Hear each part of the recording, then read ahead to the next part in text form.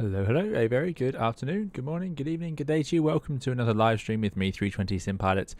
We are today jumping back into the Leonardo MD-82 for a flight from here, a rather gloomy Milan Malpensa, down to Palermo, something that was recommended on Discord as a rather pretty approach to enjoy. Weather's much better in Palermo, so that is going to be good fun when we get down there. Challenging aircraft today as well, the MD-82, which I have not flown for ages. I've been talking about for a long time. We need to get back into it. So I finally bitten the bullet and we're going to give it a go today and see how it goes. Thank you all for coming along and I hope you're all doing very well. Sorry about the delay in getting another live stream out to you all. Things have been quite busy. I've been working on the podcast. The next episode is ready to go, so that should be up. I'm hoping to get that all uploaded tomorrow, which is good. And I already have the episode after that in the works. So yeah, a little bit more regular from now on, hopefully, if I can keep that pace up. But yeah, great to see you all here. Thank you so much for coming along and jumping into the chat, of course. First of all, on YouTube, it's great to see you join us here. Dave Geimer, Lauren V, thanks for coming and moderating. Matteo as well, thanks for coming along and moderating. I hope you're doing well. The MD-82 is a favourite of Matteo's, or Matteo is certainly very knowledgeable on it, so I'm going to embarrass myself today, I'm sure. Nicholas Carpenter, thanks for coming along. Nicholas has a good feeling about today's flight. Excellent. I'm glad someone does. Liana, good to see you. Wild Womble and Andy H1302, thanks for coming along and moderating. And Ed, good to see you as well. Andy has put in exclamation mark Dan Air. Hopefully Cloudbot will come to life soon. But yes, this is going to be a flight for Dan Air Virtuals. Let me start the software for that. So Meridiana is included in the airlines that Dan Air Virtual does, the sort of retro European airlines. So yeah, it will be a sector for them. And this was a legitimate flight. We're going to be Meridiana 1182, if I can get that call sign right. Hopefully it's all working now over on YouTube. Rabbit747, I hope you're doing well. Dirkster as well. Dirkster says, so many streams of the MD-82 over the last few days. What's going on? Now, that's a really good question. I have been talking about flying the MD-82 for a while now. I've mentioned it in one of the podcasts as well. I still haven't done it. I finally get the nerve to set it up and I get the thumbnail made and everything. And then I couldn't do it. That was a couple of days ago. Couldn't do it. Anyway, today I'm setting it up. And I see that Flight Dictator Sim has flown the MD-82 twice in a row over the last couple of days. Now that is sheer coincidence. I really can't stress that enough. It's incredible that it's not been on the radar for a little while. I know it was updated relatively recently, which is what put it back in our minds perhaps. But yeah, I was building up to flying it again, and then I come onto YouTube today and see that it's been flown just the other day. So I can only apologise if you're a bit bored of MD-80 content. This really is one that I wanted to fly personally. I'm sure if you've been watching the streams, you'd have heard me say that. I've been nervous of getting into it because I found it so difficult to learn the first time round and then just didn't fly it. 11 months ago, this was when we first flew this aircraft. So yeah, it has been a while for me to get the courage to do it again. And I just can't believe the coincidence. It really is amazing how this happens. There we go.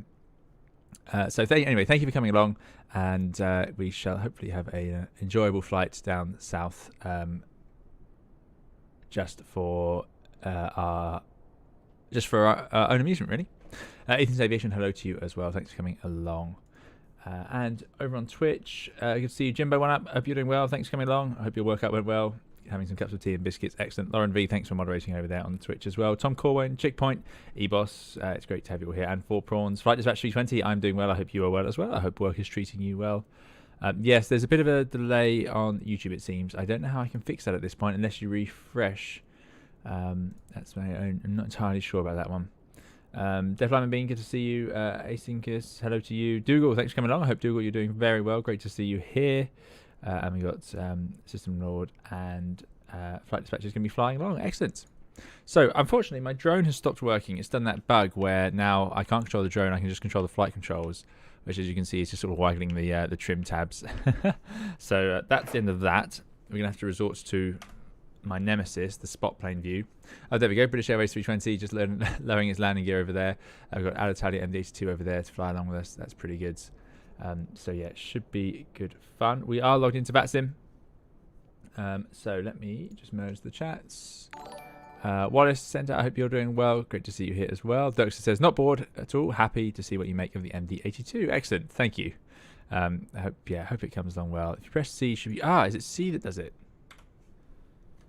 Right, there you go. Thank you so much. So that must be because I typed into the EFB earlier. Thank you for those follows on Twitch. I hope you're doing well. Right, thank you very much for that. Years I've been doing that. not realizing how I'd be making that mistake. I thought it was a bug, but there we go. It's the C key. So really, really nice to get back into this aircraft. I really like the visual model on it. I haven't changed my thoughts on that. Every now and then there's a little texture, and you can sort of see that it's a texture, which is a really strange thing to say, but it gives it away a little bit. I don't know why. They're all very detailed though, and suitably grimy, which I do like. So yeah, it's a nice model, no doubt about it. I enjoy looking at it in the sim, and I really enjoy driving it around. I think the sounds are very unique, and it's also sort of an interesting shape of airplane to have the engines at the back, so you can't really hear the engines in the flight deck so much, which I think makes the sounds a little bit disconcerting. But it's full of all these interesting sort of MD-80 old school sounds that you just don't get on airliners these days. But it's sort of when you do this, you can look at some of the textures and it gives it away. But from a distance, oh, that's very red. From a distance, it all looks absolutely lovely. But yeah, if you get a little bit close. But yeah, exactly. We need the camera work, MSJ. Agreed. Thanks for coming along. Are there actually windows next to the engines in real life? I believe so. I've flown on aircraft like this before, the Fokker 100, and that was similar. Some details I really like about this aircraft. The rear steps have not unfolded fully because the hydraulic lower section needs hydraulic power, so they're sitting up like that.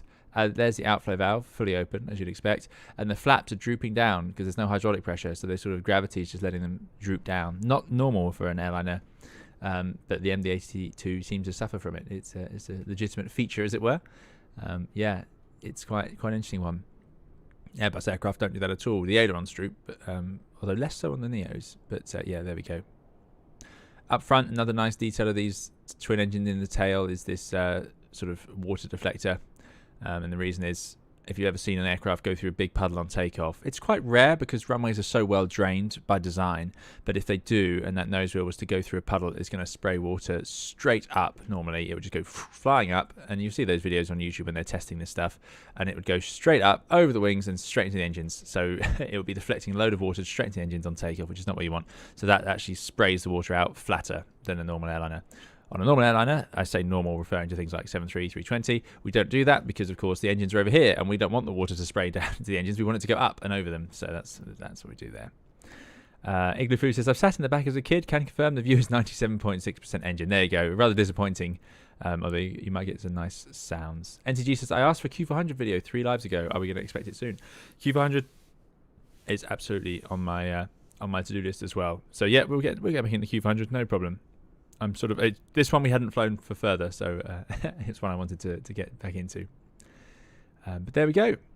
Right, it's cold and dark. It's a 1 hour and 27-minute flight down to Palermo. Looking like, unfortunately, we won't be able to do with the weather today the ILS I wanted to do. I bothered to actually check the wind, so the plan is to actually land with the correct runway.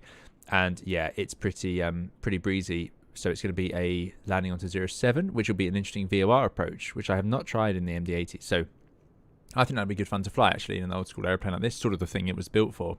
So we'll be doing that. And I also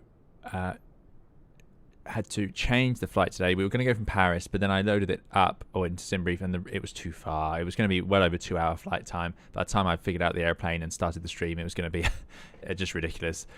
So I thought it would be better that we did a sort of 1.5 hours. It's a nice flight time, I think. And this was a legitimate Meridiana route. Like I say, Meridiana 1182.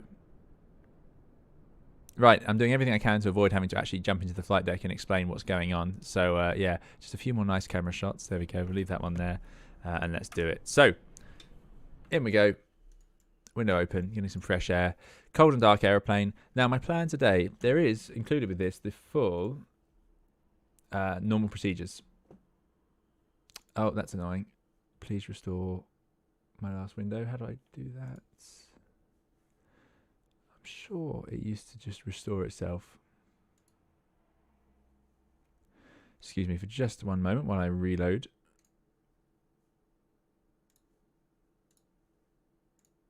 The checklists.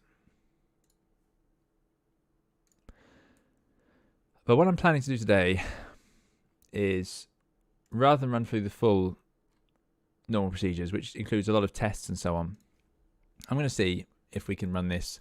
We'll sort of do it with flows and then the built-in checklists, which are good, but they're the abbreviated ones, right? So they're the actual checklists. So I'm going to power up, then I'll run through this one, and then I'll run through the before starts and so on after we've set up the airplane as we expect to need it. So that is the plan for today. Lauren says, between Matteo and Matthew on board, we're in good hands for the dog today. There we go. Matthew Presley, good to see you. Matthew says, if you want a fun challenge, you should try flying with the other FMS PMS layout. Interesting curveball. Oh, I know. Is this the more modern one we're using today then? You can change those on the fly with the Mad Dog. It's quite clever. You can use their load manager to swap it out. But there we go. So Matthew, you used to fly these, did you?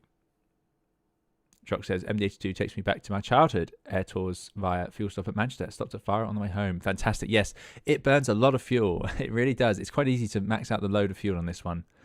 And that was another thing coming up for the 2.5-hour flight was we're pretty much at max landing weight. George says, somehow have managed to get this far without seeing any MD-80 content. Looking forward to this. Excellent, George. Good. I'm glad that it'll be fresh for you. That's good news. Right. Overhead panel. Let me just try and remember some of these key bindings. There we go. External power is available, so you can just flick it over onto that. But I'm going to put the battery master on, which is this switch, always slightly hidden. That goes on. I'm going to treat it a bit like an Airbus. And we'll power the buses from the external power. Love the warnings. Love all the warnings on the MD-80. Let me know how the sound is. I hope you can hear some of that. Yeah, it's fantastic. It just says everything to you. It tells you what the warning is. There's no config warning. It'll say config flaps or something. It's great. It's great. Airbus has surprisingly few config warnings and things like that. It doesn't say overspeed, for example. Matthew says, yep, that's a modern one, but no, this is my obsession plane. Fell in love with flying, riding the back of these. Ah, there you go. This is your, or this would be my equivalent of a 757, which luckily you now get to fly. So very jealous, yeah. Touch on Emma, excellent.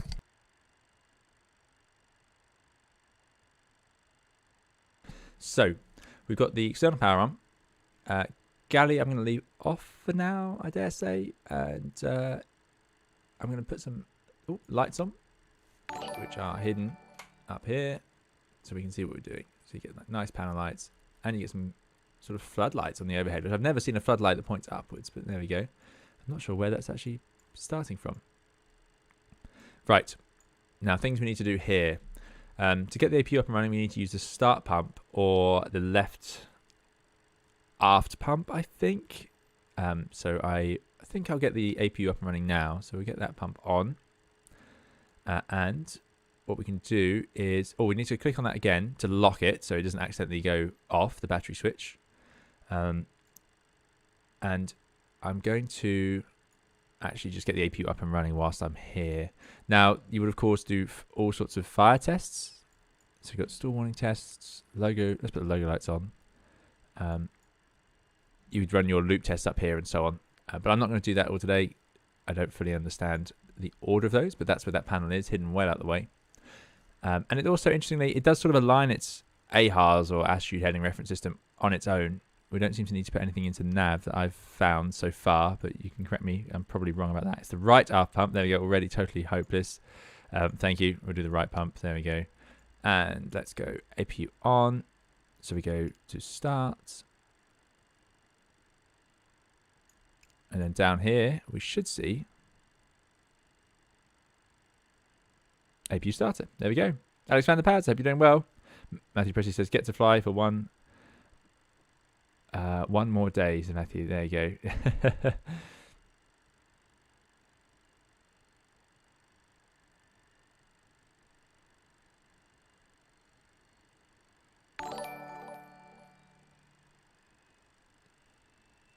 Are you mainly 7.6 then, Matthew?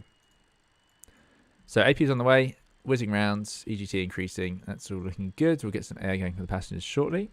In the meantime, it's a pretty gloomy day, so let's just close up the window.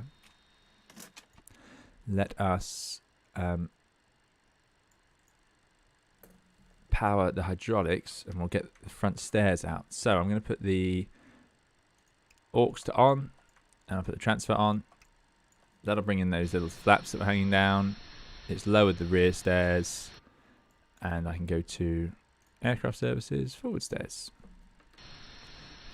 because they're built in. Pretty cool. That's good.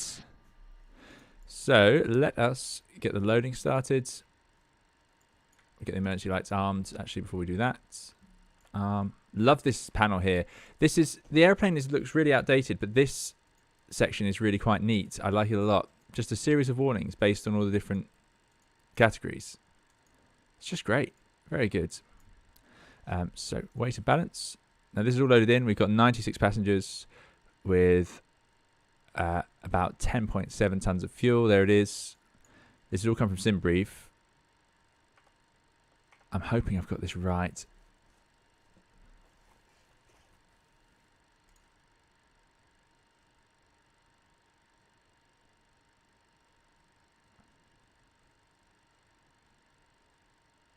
Only later models, including the 88, had ADIS to align. Thanks, Matteo. There we go. Oh, is Matthew changing again? Matthew, are you changing airline, Matthew? You don't have to reveal that online, but yeah, interesting. Yeah, so this should be right, and I want to 0 fuel at 46.2. No, 47.2. Let's do SimBrief OFP. Let's see if that works. There we go. And I think that's done. I think that's loaded us in. 10.7 tons of fuel.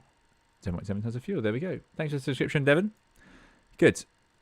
And there is an option in here. If we go to menu, ACARS. Oh, there's not an option in here. Pre-flight. Weight balance. I don't think I'm going to do this because we've already done it. Yeah, I'm going to leave that alone. I'm going to do the init data.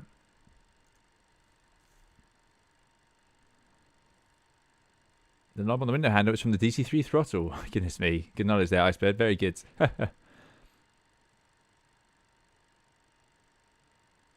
Matthew's going to bid over to the Airbus. Excellent. Highly recommended, Matthew. It's the way to do short haul. No doubt about it. There we go. That's worked. You can see my confused fumbling around the flight deck here. But this is mainly to do with this EFB. So I'm understanding now that all the weights have been loaded in because I've done this in brief import and we don't need to actually board everybody, as it were. So next will be the performance, which will leave ready to go. Good. So let's get the airplane a bit more up and running. So APU is available. Put that on to the APU power. Turn off the external power. We'll put the APU air on. And we'll put the PAX 2 auto. And I'm hoping, don't know what that noise was, that we'll get a bit of air conditioning. APU air on, run. Yeah. Doesn't seem to have worked. What have I done wrong here?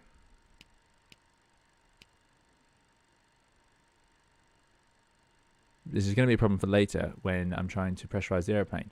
So let's just think here. So APU is up and running, and that's all good. We're on the APU generator. That's fine. Ah, pneumatic valves, of course. There's a crossfeed. Is that going to work? There we go. Need the crossfeed open, and we can get air into the system. Thank you very much. There we go. Right. Excellent.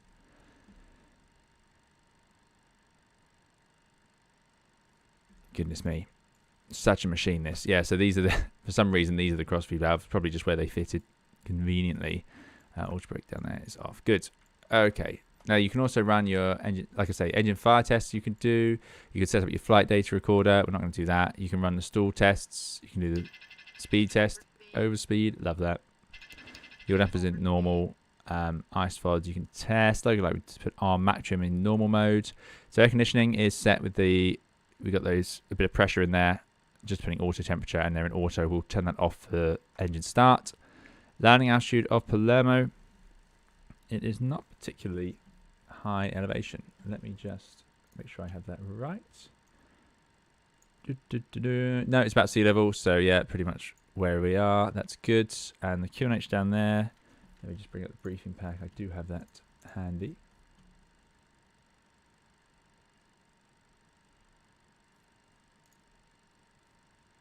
One zero 10.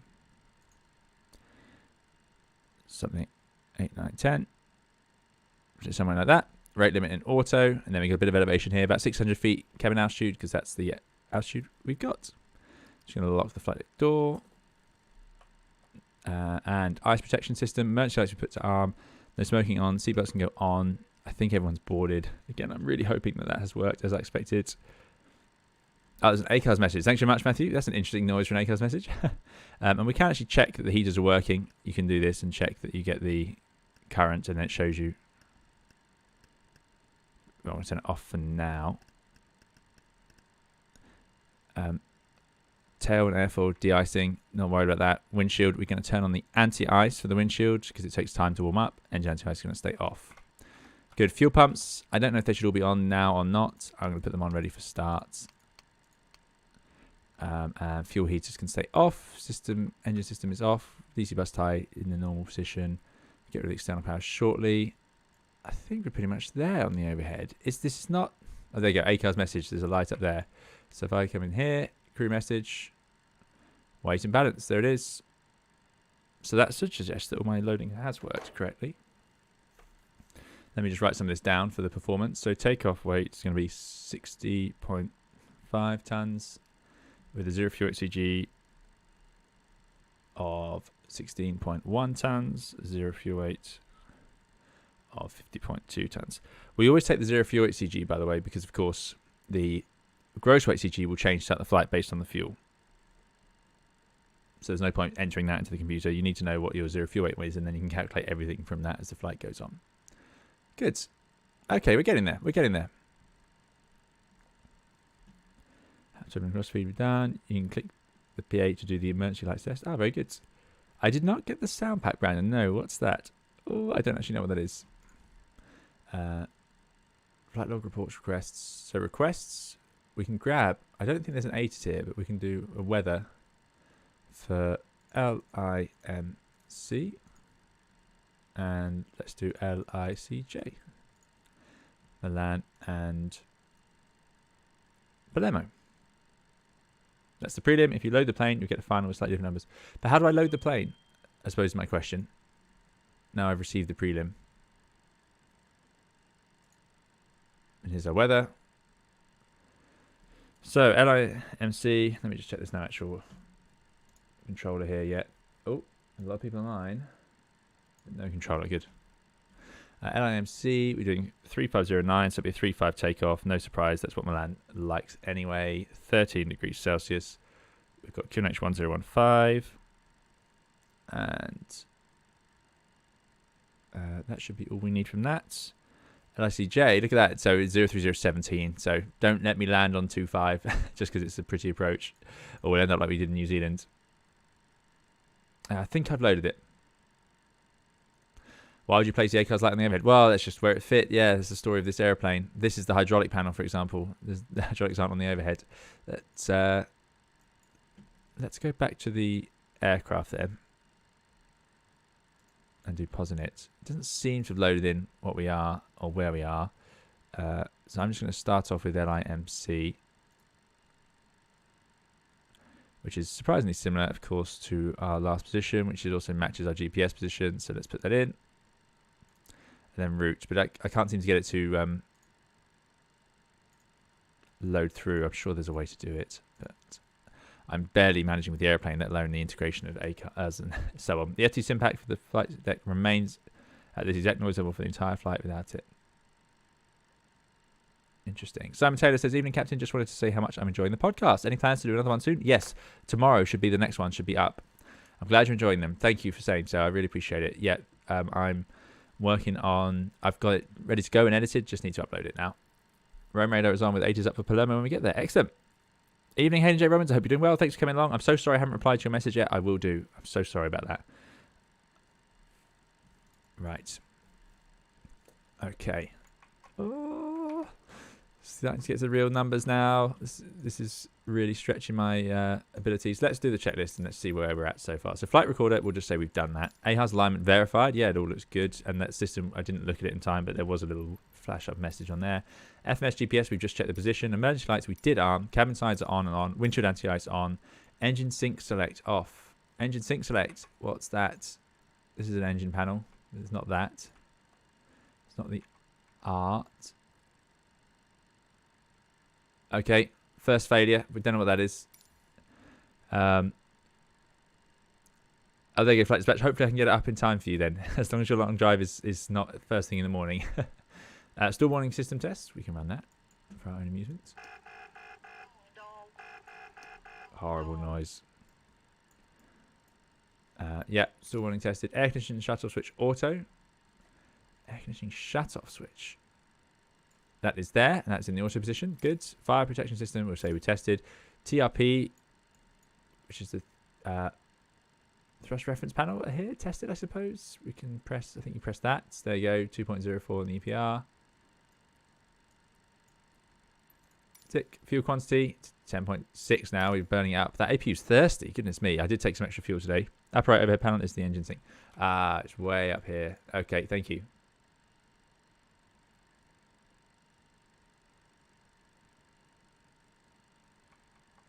Oh, no, there it is. Engine sync off. Good. Great. Thank you. Altimeters, QNH 1015. Let's set that, which is set. That's good. Fuel shutoff levers are off. They're here. Cabin pressure lever auto. So that's this. Now, this still blows my mind. I think this is in auto position here. It worked for me. There we go. That's it. 4-star. So I won't run the before starts just yet. Let's get the airplane loaded up. So we've got air conditioning. Yeah, let's load up the box. Then we'll do the numbers. No, this never works. We're going to go from 3.5 right. I did work. There we go. That'll teach me for saying that. Via. I want to depart. Now, this has been a bit tricky to figure out. We've already said 3.5 right. I think we're going to do... We've got no one to tell us otherwise. I think this is going to work in our favour. If it's going to load. The HCK says, it reminds me of my first plane figurine when I was a kid, an MD-80 with Alitalia livery. Good times. Excellent. Yeah, very nice. Very nice. Everything else is working. There we go. So I think the Telva 6 mic looks pretty good, doesn't it? It's a 220 knot speed limit, which is reasonable speed for us. We're going to take off 1300s, 2, 3, 4. These are reasonable climb gates, although this airplane does not climb that well at the weights we're going. And then round we go. So nice continuous right turn. Some of them are a little bit aggressive. I don't want to do that one, for example. I'm just waiting for... Up is auto. Excellent. Thanks, Matthew. Which about this pressurization lever. Yeah, it's very strange system, that. I wouldn't like I don't see the point in having a pressurization system where you could just knock the lever down here, but I suppose it worked for many years. Yeah, so I think we'll do a Telva, and then from Telva we'll go to the Log D. That is my plan. So let's do the Telva 6 Lima. Nice right turn out from 3.5 right.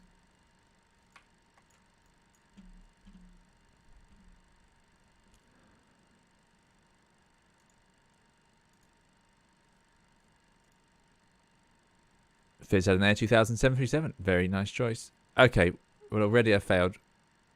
It's called a 5 Lima now. My database must be out of date.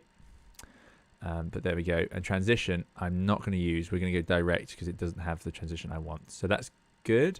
Let's see if that's appeared on there. There it is. And we can actually zoom in. And there it is. MC604. And we will check it properly. And then from Telva, we're going to go to Log D.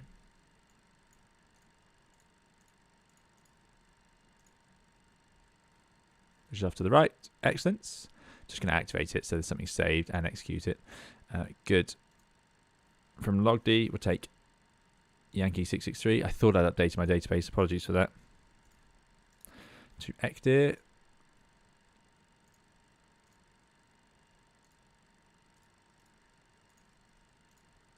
And then Mike 872.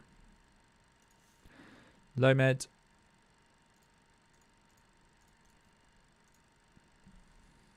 Lima 995. We love Lima 995. Very familiar with that one. To Amtel. Mike 727. Oh. To Giano.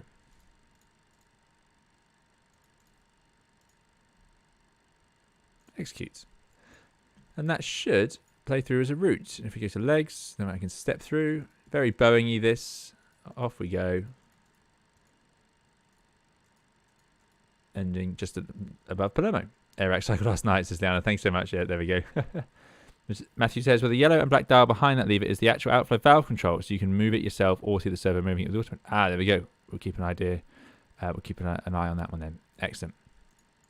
Good. So that is the route loaded. Going back to init ref, I'm going to cruise at 29,000 feet. Or flight 290. There we go.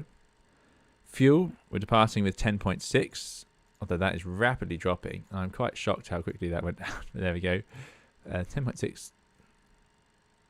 Oh. A or N? I don't know. A?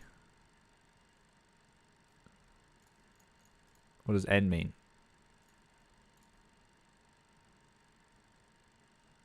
Who's enjoying dinner. Excellent. I'll be having dinner after this. Another reason I had to reduce the time. Zero fuel weight. We're going with 50.2.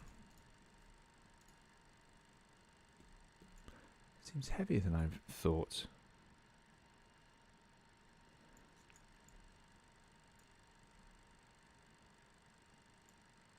Was that what we said?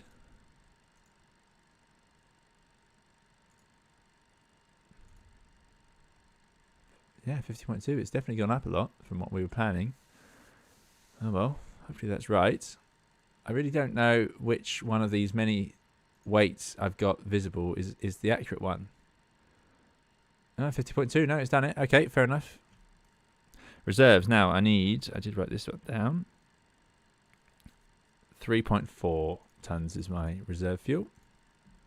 We'll do cost next. Let's up it to 50. 290. Cruise winds. 323.43. Good. Transition 6,000. Takeoff page. We're going to enter that shortly, but it gives a gross rate of 60.8. Roughly right, minus the taxi fuel will be a bit lower. This MD-82 does have auto throttle. SKW says, loving the podcast, not a discussion for tonight, but recently watched Flight Data Sim stream engine failures. There is no way a single pilot can safely fly emergency drills, checklists, etc. Interesting point. Yep. The owner says, V1 manages failures pretty well, and he had quite a few. Yeah, it's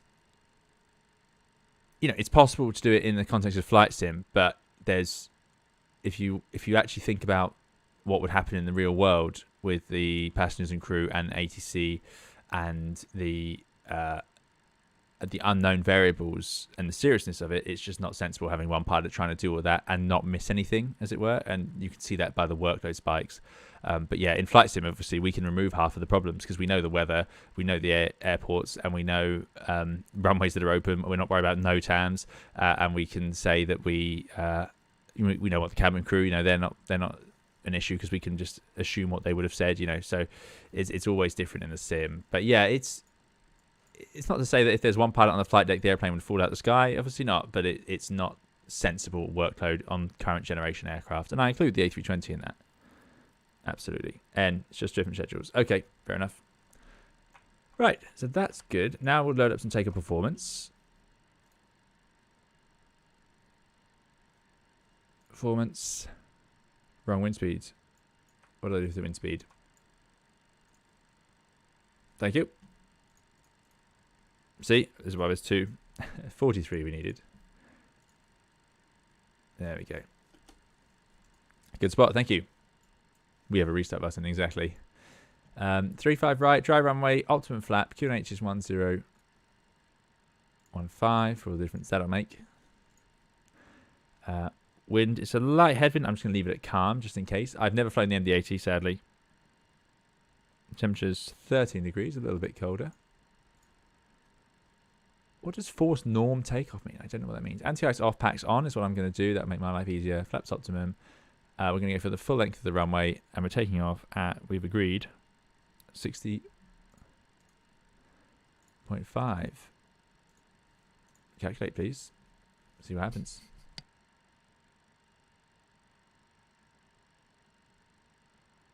Okay, flap 3.0. Cell 50 degrees. You could have used the V card in the middle of the two CDUs. Clicking on the black color should bring it up. Ah, thanks, Icebird. Oh, well, here we go. And we're going to go for V1 of 143, VR 149, V2 158, V flap 163, V slat. Now, these are the minimum clean speeds, as it were. 192. I don't know what V man is. 237. Don't know. And VREF 4133. Well, we're not doing that.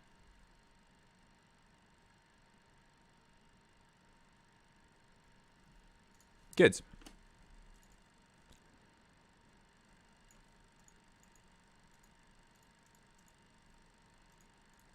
Yeah, here we go. Bring them up there. Forgot all about that. Thank you. Means full thrust, no flex. Okay. No, we'll do a flex takeoff, I think, today.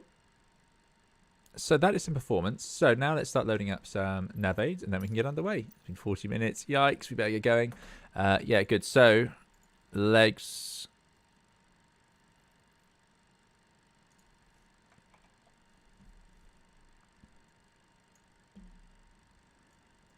Takeoff. MC04, MC608, MC603, above 23, above 4. Then it'll be flight level 82. It doesn't have an initial stop altitude on here that I've seen. So I'm just going to put 100 in for Telva. We'll do it in a second. And we've got a 220 knot speed limit. No surprise there. We've agreed that in theory, we could do 220 clean, but I'm not convinced.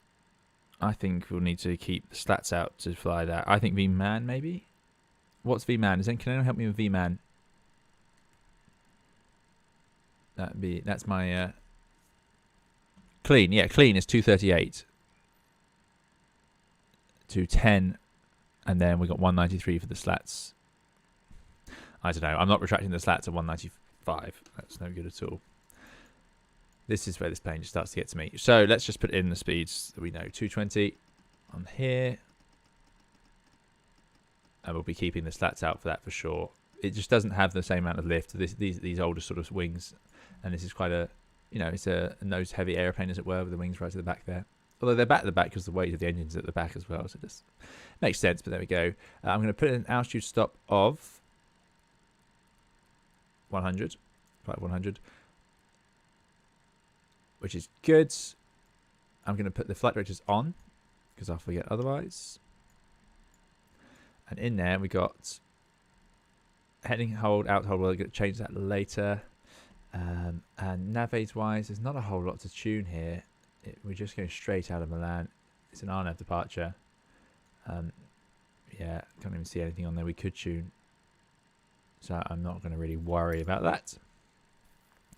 We're going to do a flex takeoff. So we're going to turn off the ART system. I'm going to press takeoff flex. I'm going to put 50 degrees.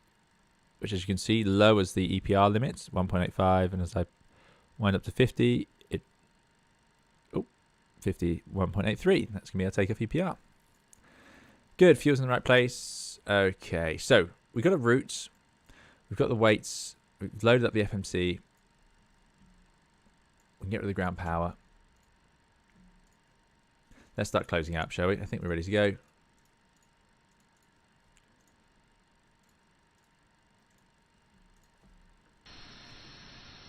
There we go. We'll just do a straight pushback from here when we do go. So, yeah, stabilizer trim. That's the one we need to do. Yes, very important. So this is the really confusing part of this aircraft. It's amazing to me, but this is what they've come up with. So, performance. Let's go back. Max takeaway 7235. That's fine. Where's our trim? Well, we know we're going flap 3.0. Now you can set 3 degrees of flaps on here. If I put that to 3, so we'll have the slats and just a little bit of flap out, which is going to give us good performance after takeoff. So that is set on there. So when we move the lever from the out position to the 0, it should extend it to 3, I think. Now CG, we've got a gross weight CG of 19.0. So I set that to 19, and then we set the flaps we're going with is 3. And that gives us a trim setting for this. And now we need to have our trimmer, which actually is set about right in the middle there. So that's good. So I think that puts us in a good position. Transponder's down here. We'll need that shortly. Let's get all these lights on as well.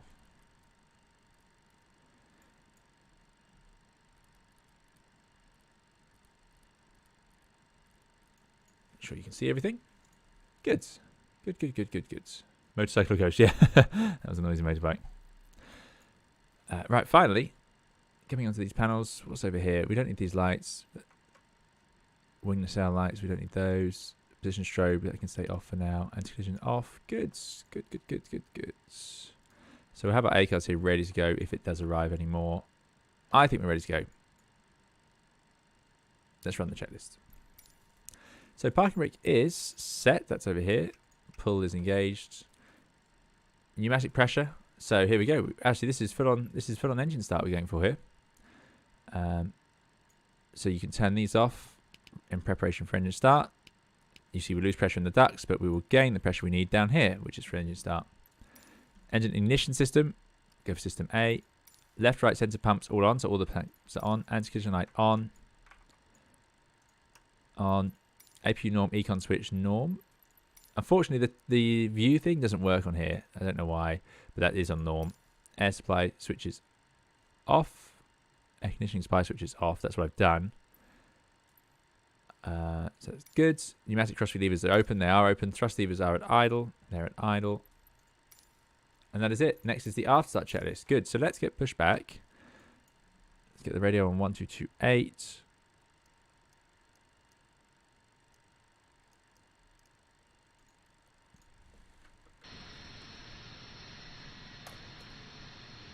Just call the tag.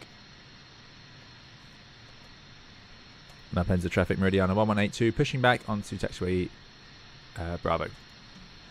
Made that up. Is that Bravo? Kilo. Apologies, Meridiana 1182, pushing back onto taxiway Yankee. That's Kilo, that's Yankee.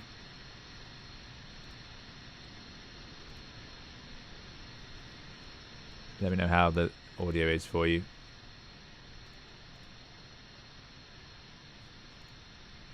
A little bit bigger. Here comes the tag. Yeah, Yankee. And then we'll swap over onto Kilo. And then we'll cross over.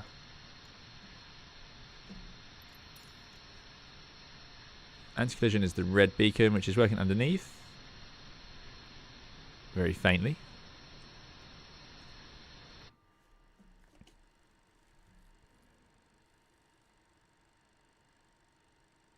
.0 O is a letter, not a number. Matthew says you have to go beyond the flap 0 position. The takeoff flap is the floating gate. Okay, right. Brakes released. Start the clock. Speedbird 4344 on stand 508, pushing back and on to Yankee. Transponder.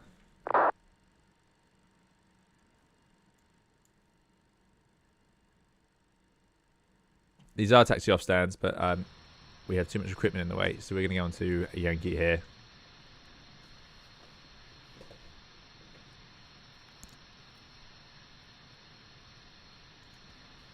Because I didn't want to drive over the the tug.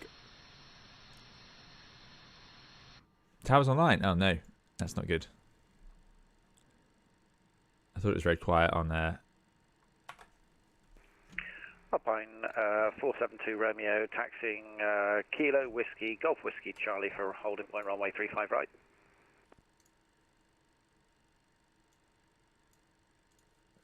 Sorry about this, let me just sort out the audio. Right, parking brake is set. Tug's disconnecting. I'm going to tune tower now. 12835. We were almost on it, there we go. Let's get the engines up and running. So, Elitis Maggie gave a very helpful tip on how to do this. We're going to open the valve by scrolling the wheel, starting engine 1. It's going to spin round. We'll see the N2 spinning.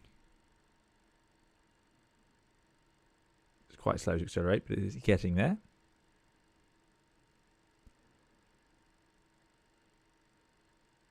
We've got oil pressure. It's all working. There we go. 20%. I'm going to add fuel. Fuel on. Then we get fuel flow. EGT. She's up and running.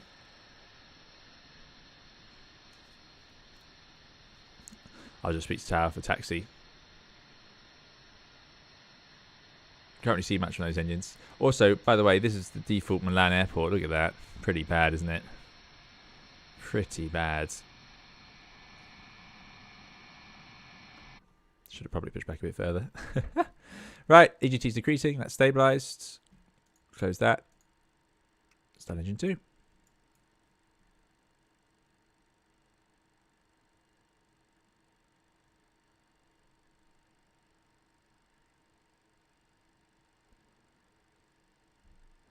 Are you able to fly without any ATC? If so, how? And how do you know what altitudes to climb at to different parts of the flight?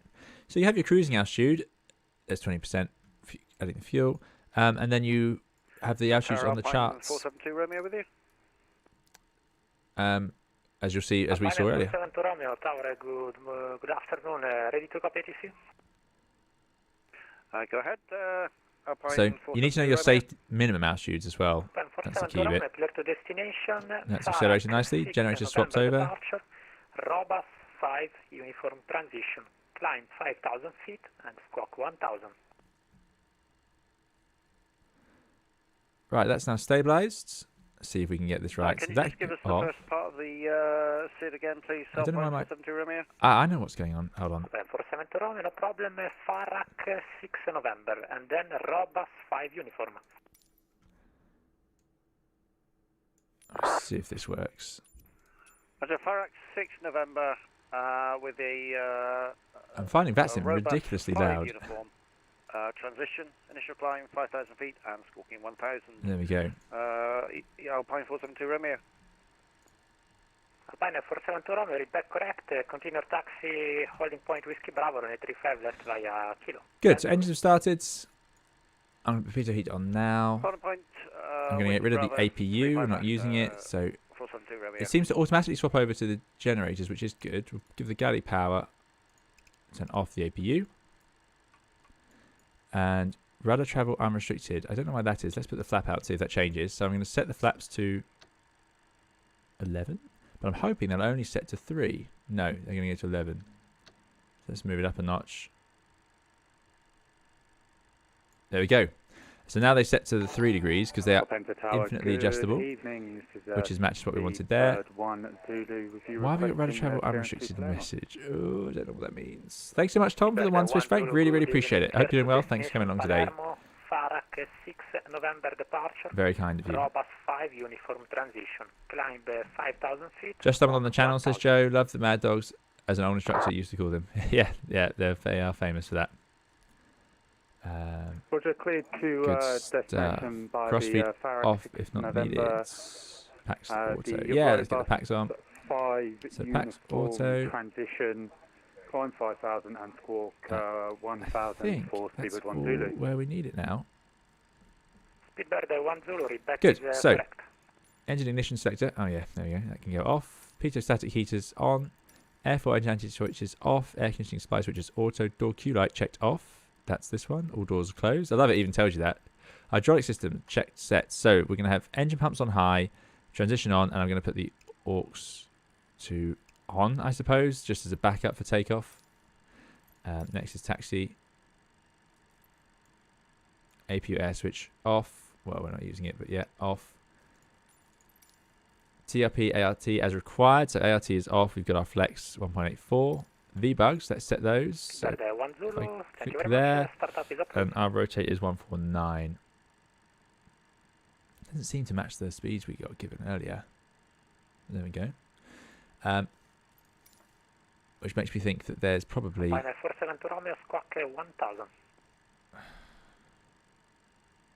probably V2. That's V1, so rotate somewhere in here. Then we got 163. Okay, fair enough. Fair enough. Yeah, we're going to get a different SID now. That's a very good point. All right, let's check in the tower. So takeoff 35 left, Alpine 472 Romeo. It's pulling 80s now as well, isn't there? No, it is. Okay. Lano, buongiorno, Meridiano 1182, we've pushed back and request taxi and clearance to Palermo.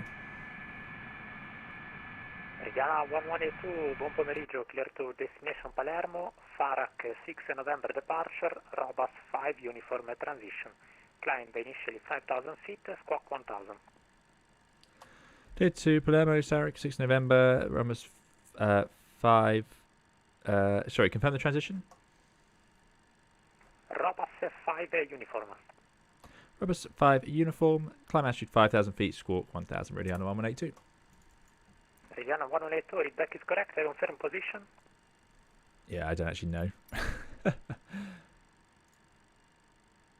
We are by Kilo 4. We just pushed back onto Yankee. Roger, report ready for taxi. Okay. Yeah, it's better. Let's do this here as we're going to have to change that around. So it doesn't change other runway, but we are now departing from Sarek 6 November. Farrack 6 November, even better. Thank you. Thanks, Flight Dispatch. Milan Tower, good afternoon. Oh, it does change the runway. 495, request IFR to Palermo, Type A320 NEO, QNH 1015. Itaro 495, good afternoon, clear to destination Palermo, Farrack 6 November departure, Robus 5. Yeah, there you go, keep left, so we're going round to the left this time. 5,000 feet. Alright, that's fine. So we'll go control 2, and then we will go to 35 left on the Farrack departure arrival, 35 left. We're going to go with the 5 November because it cycled last night and they managed to change the name in that time.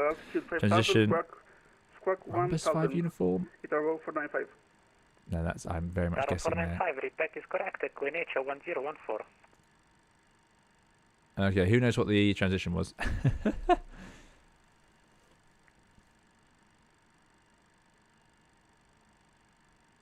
Lauren B says, might need to tell him we have the 5 November. Indeed. Well, what I will do... We'll wait for that as we'll squawk 1,000. That's on transponder. Robus. Yeah, I heard R. So we pinned that one. We'll get rid of the tail there. Hello. Oh, how do I unpin charts? I know. Hello. Hello. Yeah. Okay, hold on. There you go. Up. Good. Well, we have a first officer. She has not helped so far. Robust. There we go. Right, we're getting there. Robust 5 uniform. Keep looking. There's a million Robust transitions. Italian airports do this. 5 uniform. There it is. So that's going to take us from Farrack to Robust. It's just that straight line. So let's go on to here. Milan Tower. Well, we don't have it. That's not a problem because it's just a straight line, as we've established. So there's our route. And now let's just check that departure. Check we got enough fuel. We've only been 100 kilos. That's okay. Good. So takeoff. I don't know why, but I find every app in Microsoft Flight Simulator, there's this 1 second delay between when I click and when it happens. I'm assuming it's my simulator and I've got too much stuff in here and I should clear it out. So the 6th November is a pretty brutal departure. Look at that. We're going to go take off. 200 knot for the max for the first turn, so we'll be leaving all the flaps out, but we'll round it pretty quickly. We need to do 25 degrees of bank. Let's make sure we get it right. Sorry. First officer's getting tangled in my headset. There we go. Danny says, I have that, especially when clicking through things in GSX. Yeah, it gets frustrating when you're trying to do anything like this. Good. So take off, left turn. We can see it there, 1,200 feet left, and then out, and then above 4, 5, still 200 knots. So at 200 knots, I'm going to leave certainly the slats out, but actually clean is 240 now. What's going on with these speeds? Change every time I look at them. But yeah, I'm going to go and I'll probably leave flap 3 out, frankly. I think that's probably a reasonable thing to do at 200 knots. This airplane is pretty heavy today. Just Mexico, good to see you. And then round we go. Leona says, I have a mad dog looking at my pizza. Very vocal FO, says Christopher. Yeah, she is. She is. Tom, thanks so much for your 5 Swiss franc super chat. Really appreciate it. Tom says, could you at one point make an in-depth guide for the 320? Like really explain the systems and what the buttons that we use in normal flight. Tom, thank you so much for the super chat. I really appreciate it. If you go to my channel, you'll find all different videos on every topic I can think of.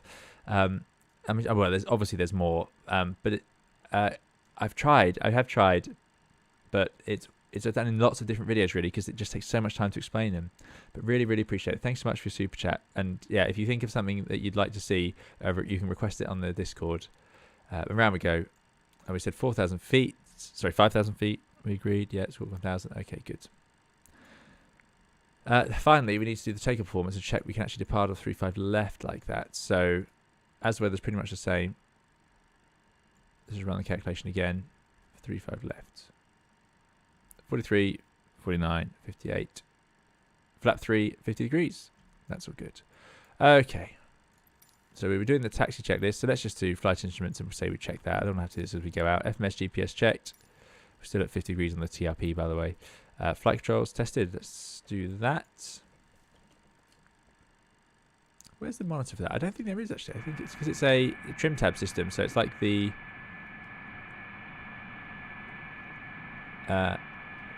BA146. But that does seem to be able to push down. Anyway, unless that just gives me a little bit of wind there.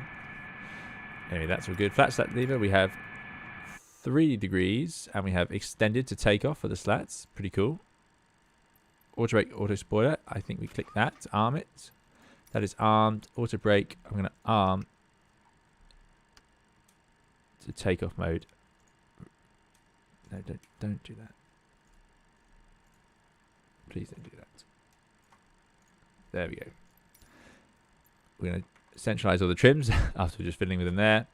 Takeoff briefing performed. Camera report. Next is the before takeoff checklist. Do that as we get out there. Okay. Meridiana 1182, request taxi.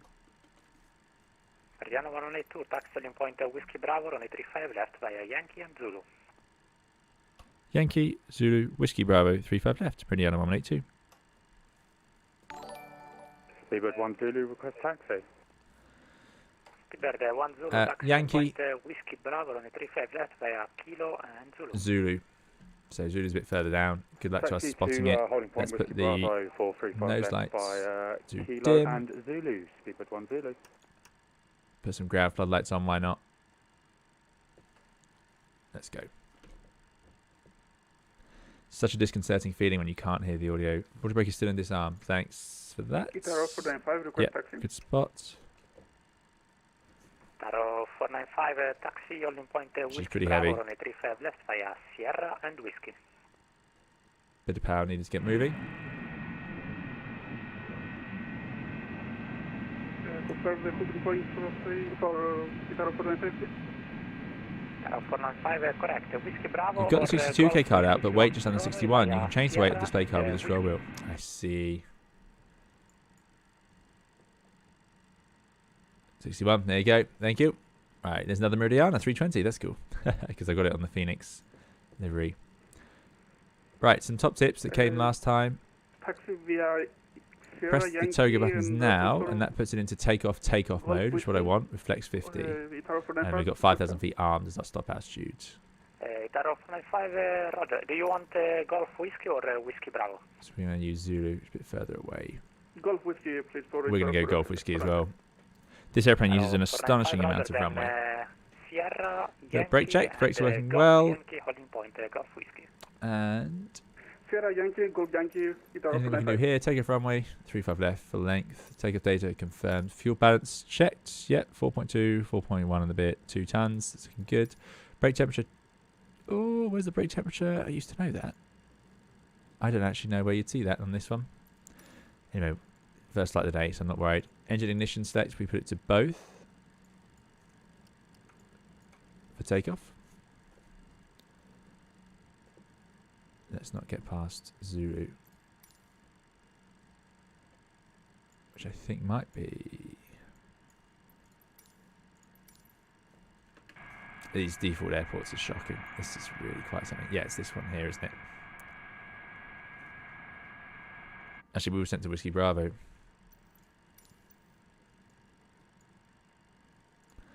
Meridiana 1182. Can we request Golf Whiskey for takeoff, please?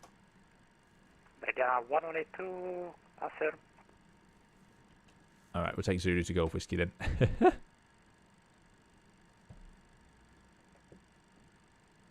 Such a low rider versus A320. It is indeed, yeah. You feel much faster on this, and landing it is very different as a result. It's like going back to general aviation. not in terms of size or anything, but just the height of it. You're so low to the ground. Right, second right, and we're going over to the holding point there, and then we'll stop and do that checklist. I'm using RTX 3080 JP Games. 1182, fully ready upon reaching Golf Whiskey. Negative, Meridiana 1182. Roger. Too much to do here. Too unfamiliar with this airplane. I can't get away with just rolling off, sadly. 1 hour, 3 minutes, not our worst ever, amazingly.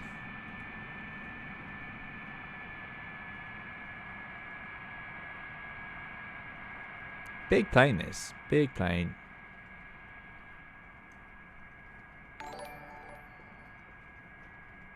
So different. I really like it. Tom, thanks so much for your super prank. Really appreciate it. Tom says, have a nice flight. Thanks for all your videos. Bye. You're very welcome, Tom. Thank you so much for the support for the channel. And I hope you can find the video you were looking for in the ones we've made. Really appreciate it. See you next time. Well, just follow the Meridiana to Golf Whiskey, Zero Run Billy. Thank you. No, there you go. It is labelled correctly as Golf Whiskey. Meridiana 1182, runway 35 left, line up and wait. Report ready for departure. Line up and wait. 35 left, we'll code Meridiana 1182. Well, we'll do that slowly. Brakes released again. And let's get all the lights on.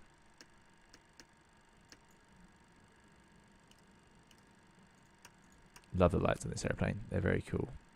So the lights are all on. R to knob. Yep, we turned it off. So what's left to do? Engine both. EOAP. I don't know what EOAP is, but we'll say we checked that.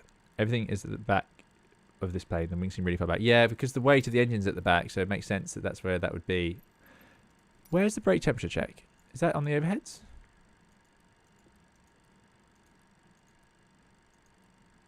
And also there must be a sort of a default button that you could press that would give you everything. And why have we got rudder not limited? I feel like we should have a rudder travel limited. Anyway, clear on the approach. I love that window. Clear on the left. We're all good.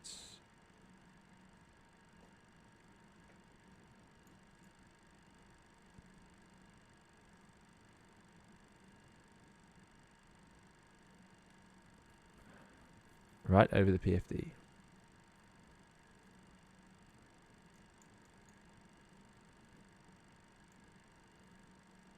Let's get ourselves lined up and then we'll figure that one out. Definitely gone through there.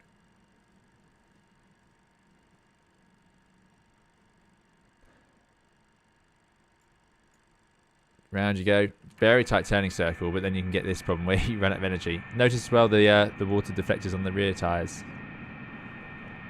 Now you can't actually take off here. We're still on the taxiway. We need to get forward a little bit. Brake pressure is there, but where's the brake temperature? Brake temperature. Is it this? Ah, it's this. There it is. They're all below 100. Solved. Kelby, thanks so much for your $5 super chat. Really appreciate it. Have a great stream, 320, says Kelby. Thank you, Kelby. Really, really kind. Thanks so much. I hope you're doing well. Thanks for supporting us today. Good. So that checklist is done. Let's just rethink through the plan. So I'm going to spool up the engines. Then I'm going to press the auto throttle switch. That's going to drive them forward. We're looking for 1.84 EPR. We're going to accelerate, rotating at 149. And then we're going to raise the nose. 1,200 feet, make our left turn. 25 degrees angle of bank. We're going to climb to 5,000 feet, which is about 4,300 above us now. We got 10.3 tons of fuel, which is sensible. And once we're in the air and out of the takeoff phase, I'm going to move the thrust lever, the thruster climb gate. Then we're going to get it into nav, make the left turn, and 200 knots initially. I think, does constraint show if I do that? Yeah, there it is. No, that's just data. That's waypoints. Oh, well, obviously not. Anyway, 200 knots initially. So we're going to leave the flaps as they are at flap 3. And I'm going to accelerate, not to 220, but to 200, which we put there. Okay. Right, let's go. I think we're there. Meridiana 1182, ready for departure.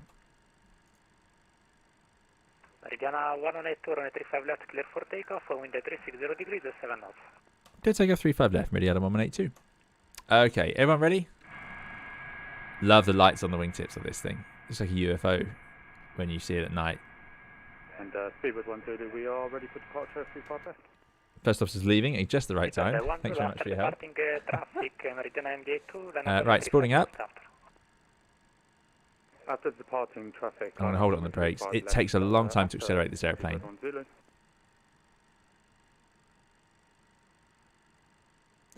Brakes released, auto throttle, driving itself forward, looking for 1.84 EPR. You can hear it adjusting itself. Thrust set, awesome. 149 to rotate at. Clamp. I don't know what clamp means. I assume it's locked in the throttles at 1.83. 80 knots, cross check. All that time to get to 80 knots. Amazing. It's so slow to get going. How you get this thing out of smaller airports?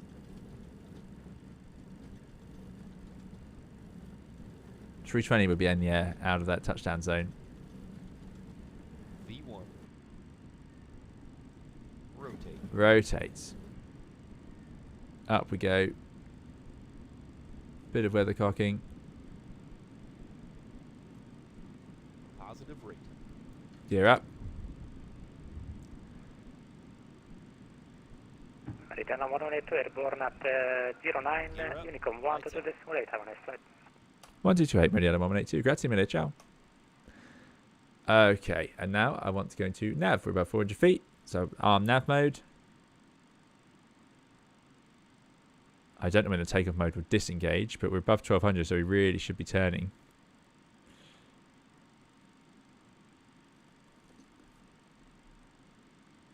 Let's put in autopilots.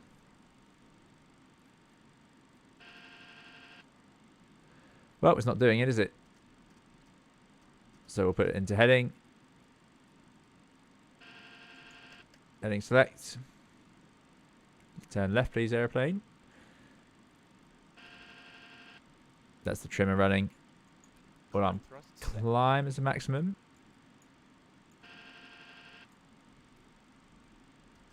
Keep it turning round. I'm going to gauge speed of 200. So please lower the nose. I suspect this is because I haven't put it out of.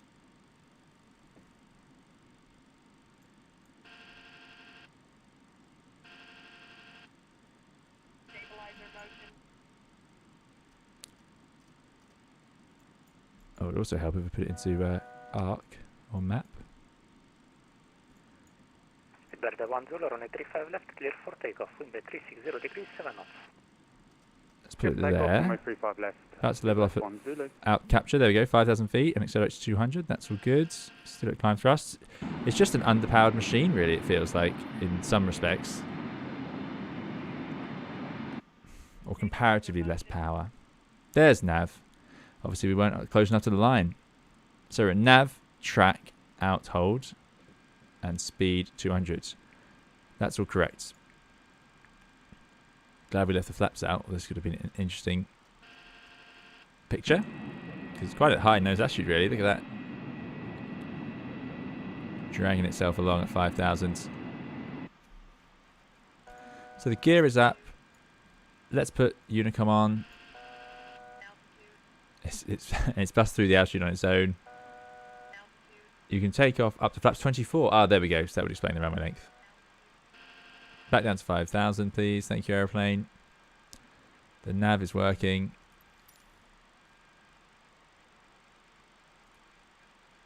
And there we are. We've done the 200. The next one's 200 above 4.5. We're already at 5, so that's good. We're going to cruise at 29,000. No word on that. So, as spectacular as the views are, and they are spectacular. I mean, look at this. Love departing Milan. I mean, it's just beautiful. And this captures it so well. The 82 is 100% underpowered, says Matthew Presley. The 83 and 88 have more thrust available. Yes, they got better engines, haven't they? So there you go. Yeah, you can feel it. You can feel it. It's the takeoff acceleration. And once you're in the air there, I mean, I was surprised to see that we were at 180 knots, even as we were still leveling off, and it didn't have to power back. It was just full power the whole way. But quite draggy when you've got the nose up that high, so you are stretching the wings a bit. They're just such slender little wings, aren't they? All the way at the back there.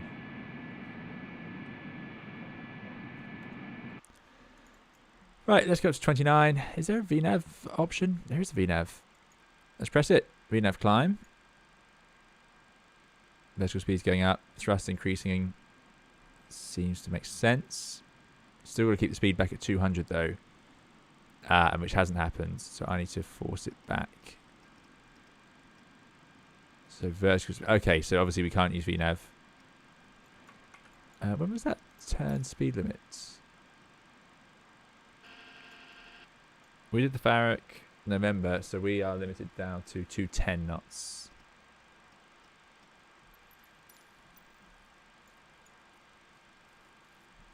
Nicer day up here than it was down on the grounds, certainly. The shadows of the clouds is just spot on, as ever. This sim, remarkable. That's unusually abrupt line for the snow, but still. Well, we are gently climbing in vertical speed mode. Let's get around this turn and then I'll just put it into VNAV. Let it accelerate. Basically, get yourself pointing away from the mountains. There we go. VNAV 250, which makes sense. So we can bring the slats to 0. Sorry, flaps to 0. So put that to 0. The flaps come in. Flap 0. And now we just have the slats. Incredibly important you don't mix these up. We need those slats out for now while that nose is up. They allow us to generate much more lift off the wings. And we said our minimum clean speed of about 240 knots. Very fast today. Spoiler this arm. Let's do that. Good spots. There we go. 290 now. Or 290 is the next speed, I suppose. Art off. Good point. Art off. There we go. Or on again. I don't want to track up on my...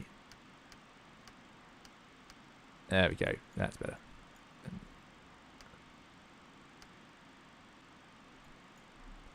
And we'll set standards. 1013.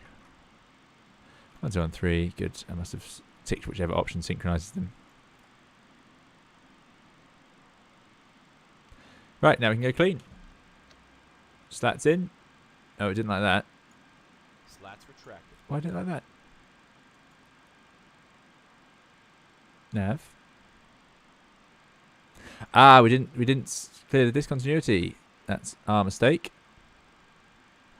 No problem. Direct. Log D, please. Nav. Vertical speed. Let's put it back into VNav. Nav. VNav. So nav capture. So it's capturing that route. And VNav is in climb mode. It's just the same. FMA awareness. These are our FMAs on this one.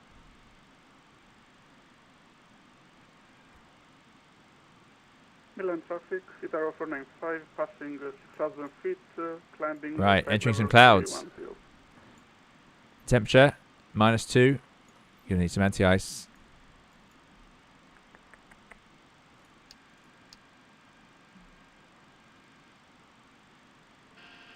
Engine anti-ice on. Oh, there you go. The radar travel limiter has worked.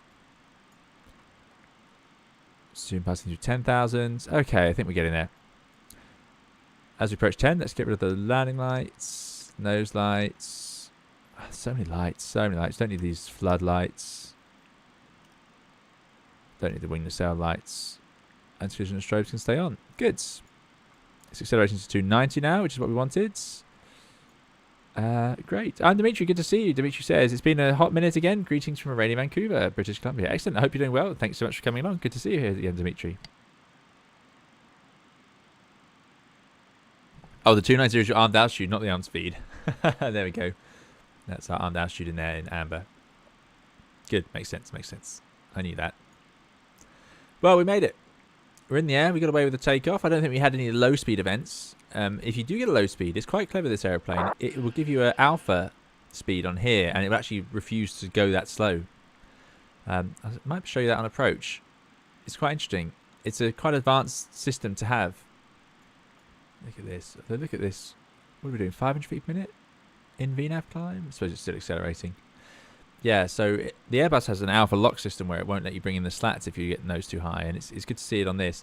Super important you don't stall this airplane. Obviously any airplane is important, but this is a T-tail and they are especially dangerous in the stall.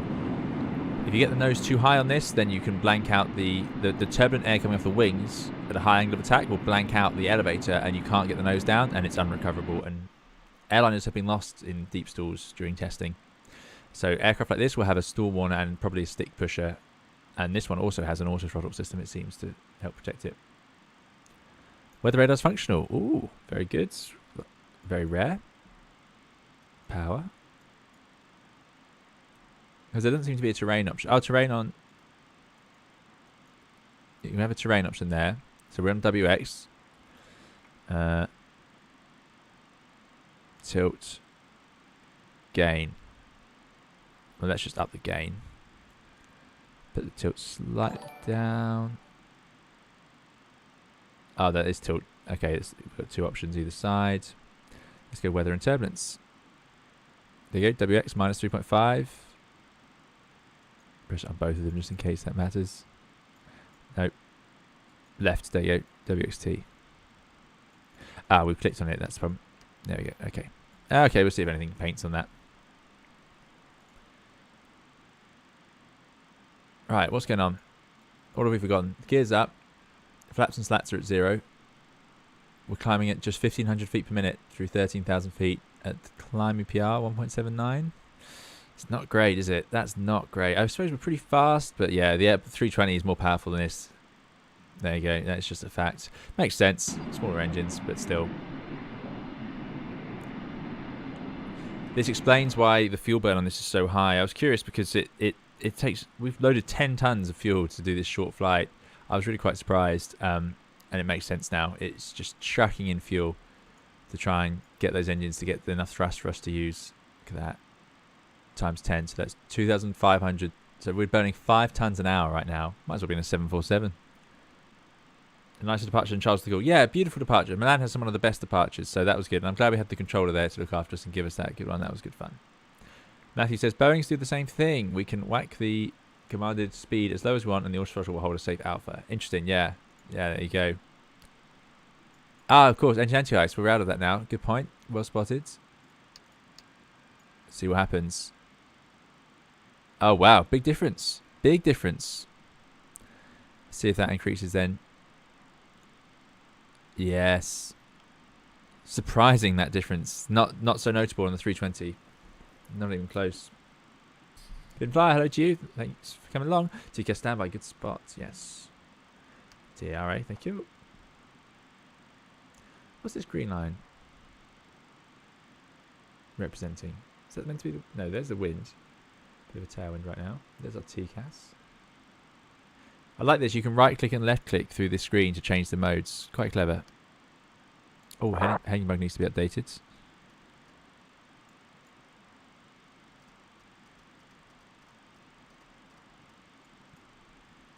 Okay, 2,000 feet per minute. Not great, but still better. Hydraulics can be turned off. Yeah, good point. Let's run the checklist. So, brake temperature. They're all very low. The right side seems to be completely dead or not responding. There we go. So, brake temperature is good. Landing gear up, lights out. Yeah. Flap set lever up, retracted. Engine ignition. Let's put that to off. Center fuel pump as required. So we have fuel in the center pump, so I'm going to leave those on. Sorry, fuel in the center tank. Only 700 kilos left. Altimeters on 1013. Next will be the descent checklist. Good stuff. I was disappointed to see this doesn't have...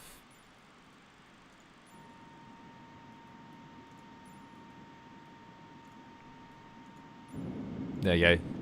A nice engine view. It doesn't have... the drone, or the the drone camera, window cameras. So Matthew Presley says, MD-80 crashed in the Caribbean due to leaving the anti-ice on and the associated reduced thrust. It's amazing. Hard to believe that the reduced thrust could be that serious.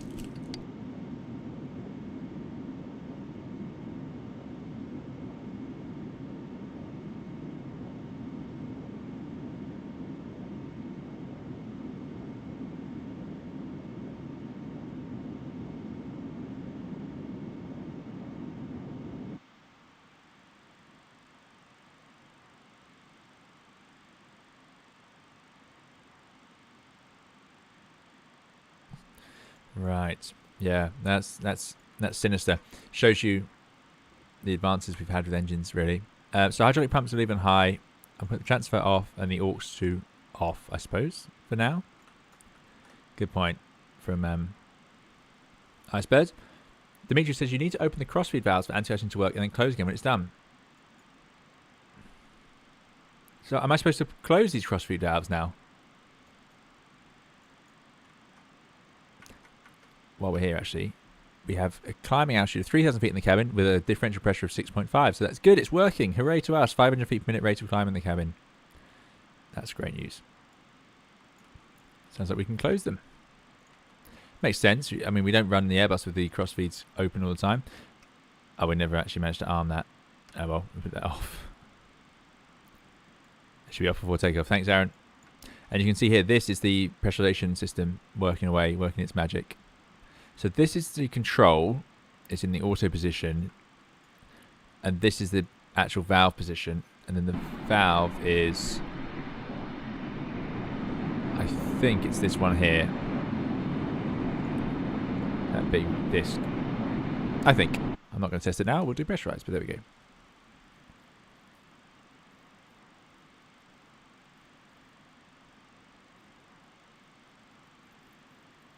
So we have to open those valves again if we want to use the wing anti-ice. Goodness me. Goodness me. Anyway, 300 knots, 23,000 feet now. Yeah, we got a good rate. She's accelerated now. She's doing better. Still burning, what's that, 4.6 tons an hour?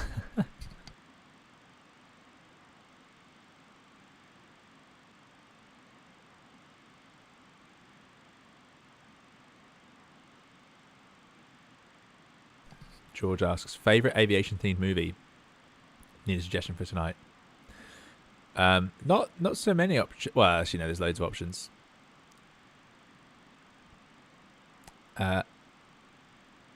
Aviation-themed. Classics would be, obviously, Airplane and Top Gun. Or Top Gun Maverick is excellent. If you haven't seen it, I rewatched it recently for the first time, and yeah, it's great. Great film. Not particularly an aviation film, but Dunkirk has some amazing Spitfire scenes, I think, by Christopher Nolan.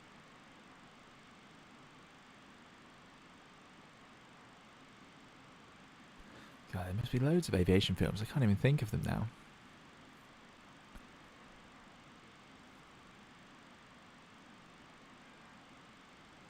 Icebird says, I'm only a sim flyer, learned all by my own. Yeah, you've done very well, Icebird. You've got huge knowledge on this one. Flights. Sully.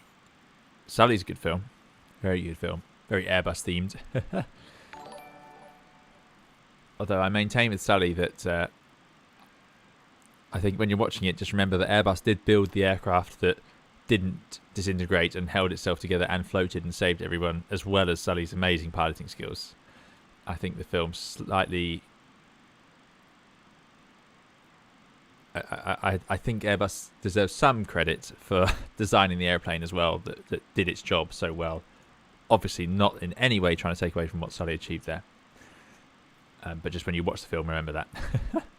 That Cirrus pilot has super chatted £100. That Cirrus pilot, far too kind. Thank you so much. The Cirrus pilot says, evening, Captain.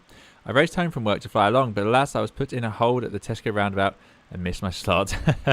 I missed the anniversary stream, but I hope this goes some way to show my appreciation for this amazing inclusive community. A year's Navigraph. That Cirrus pilot, thank you so much. That's so kind. Sorry you didn't make the start. We were quite slow getting out, but sometimes these things happen, I know. And sorry you missed the 3-year anniversary stream, but there's plenty more streams to come for you to enjoy. So thank you so much. That's really very, very kind. Thank you for supporting the channel. And yeah, I don't know what to say. It's very humbling. Thank you so much. Yeah, really, really kind. I hope you enjoyed this one. Now you're home. I hope you had an easy drive after the Tesco roundabout drama.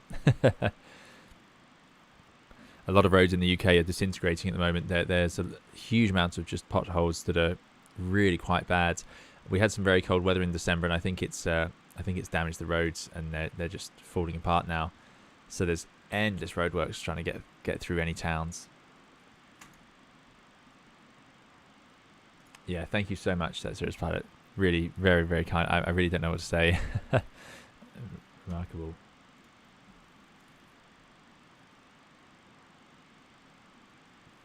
I agree with Lauren V that The Aviator is a great one. Yes.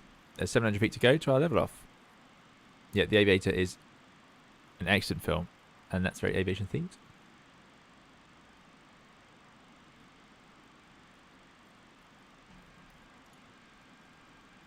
Almost a true jet, says Matthew Presley. Yes, low bypass engines, exactly.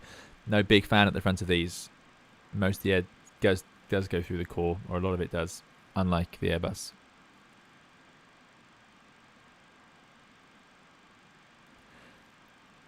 Duncan says, when I landed on Tuesday on an A320, the cockpit door flew open as we touched down, made the pilot jump out of his skin. Amazing view for me. That's really interesting. Yeah, that's yeah, to do with the design. Yeah, how funny. The A320 does that.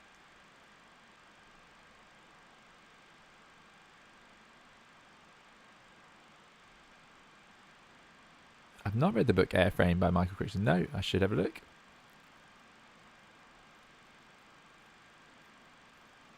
Matthew Presley says 7500 is a really good representation of the culture behind the cockpit door. Granted, I haven't watched the whole thing. Okay, interesting. George says Top Gun Maverick. That'll do nicely. Thanks. Hard to think of them sometime. Yeah, Top Gun Maverick is super. Really good.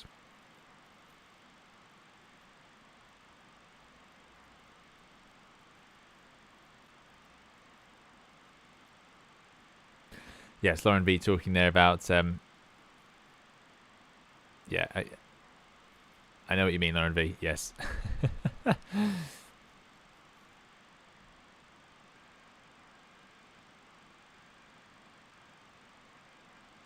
Dimitri says the Dunkirk flying scenes were amazing, but dogfighting would never occur in such low altitudes in real life. There you go. How interesting. Yeah, I didn't think of that.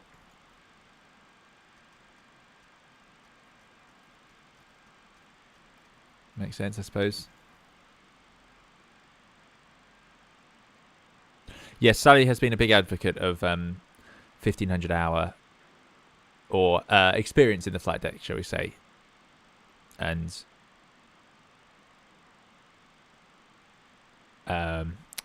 well, I think a lot of you know my thoughts on that.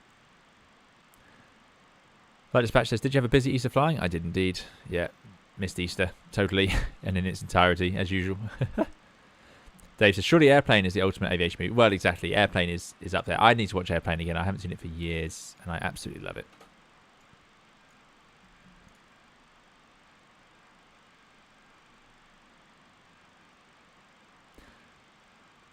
Yeah, Airplane is just great. Just great.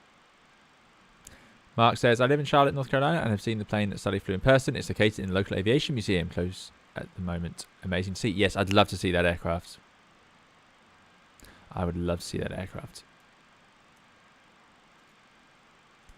Yeah, don't get me wrong. I'm not for a second suggesting that there's anything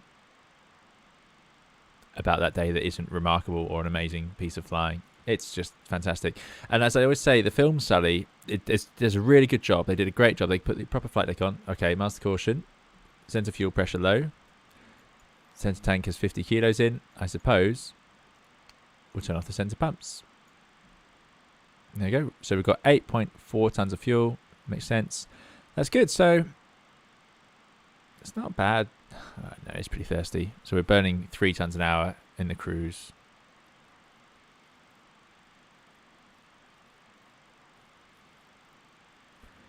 We are only at 29,000 feet, to be fair. We are a little bit low. So where are we? Yeah, so the one thing about the Sully film, like I said, there's 2 things about the Sully film. I think it's amazing, and it does a great representation. I think Airbus did a great job with the aircraft, and that's ignored, or I don't think that's portrayed in the film at all.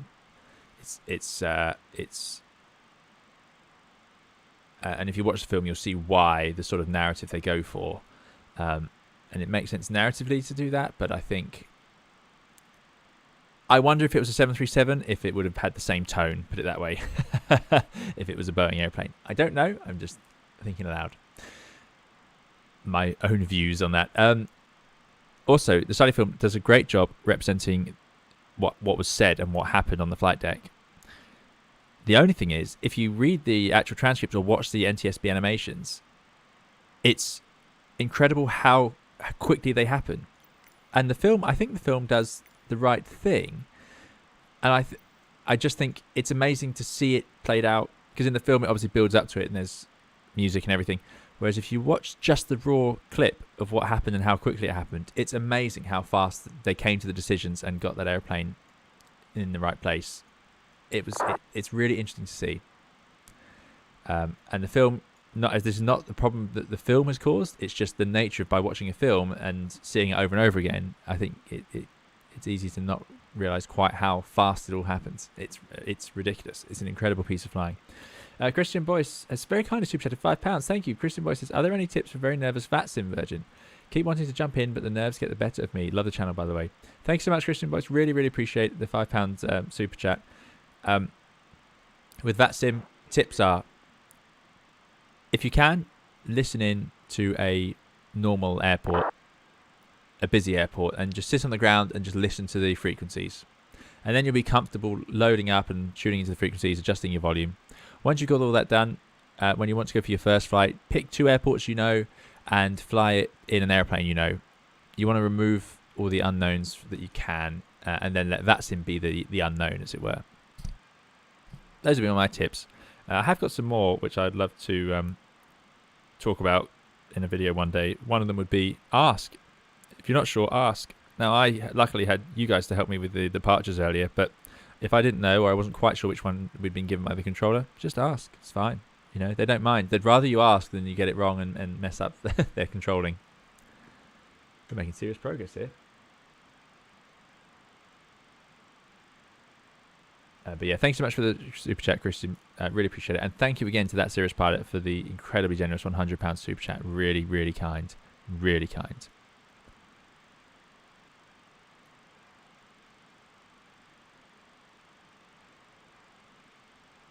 Dave says, it irritates me when it's called the miracle on the Hudson. It wasn't a miracle. It was decades of hard-won experience and improvement. Yes, fair. It's not a miracle. It was, yeah, absolutely. Experience, technology, safety, regulation, all of this stuff came together that day and worked. And that's what it's a testament to. Apollo 13 is very good. Yeah, I agree with you, James Atkinson. Apollo 13, that's a super one to watch. Can't go wrong with that. Oh, but if we're going to go... That's a bit abstract for aviation, but if we're going to go to that, then I'm going to suggest Interstellar as well. Love Interstellar.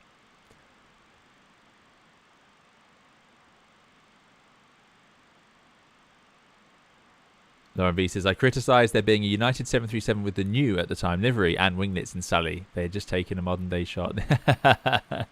Well, at least the Airbus was right, though, for the film.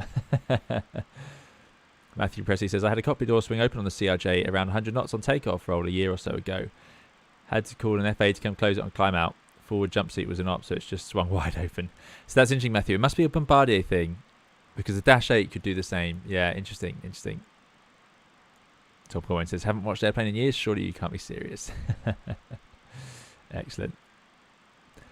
The airframe book follows the vice president of a fictional airplane manufacturer in the week after an accident on one of their planes. Very interesting take on US aviation in the 90s. How interesting.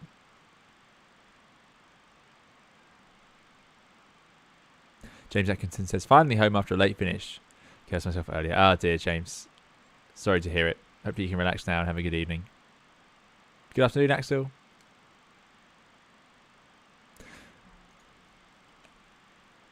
FC Receptor says, you got me proficient enough to get the Phoenix in the air, and I thank you for that. I like the Mad Dog in FS9, but it was pretty bad at capturing an ILS or hand flying on final in FSX. Yeah, this one's nice. But you've got to treat it carefully. It will overshoot and things like that.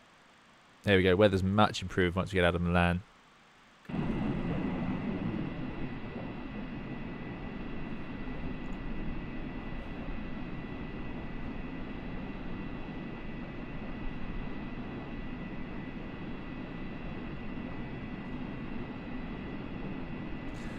So this must be Rome.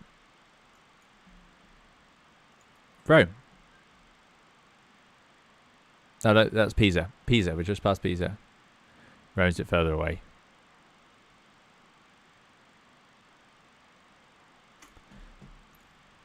VR fail, of course.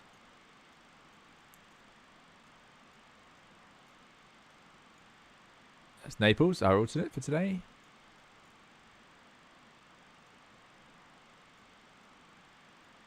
Campagno, Roma, Parque di Mare, Ostia. Let's put 1149 in as we go past Rome.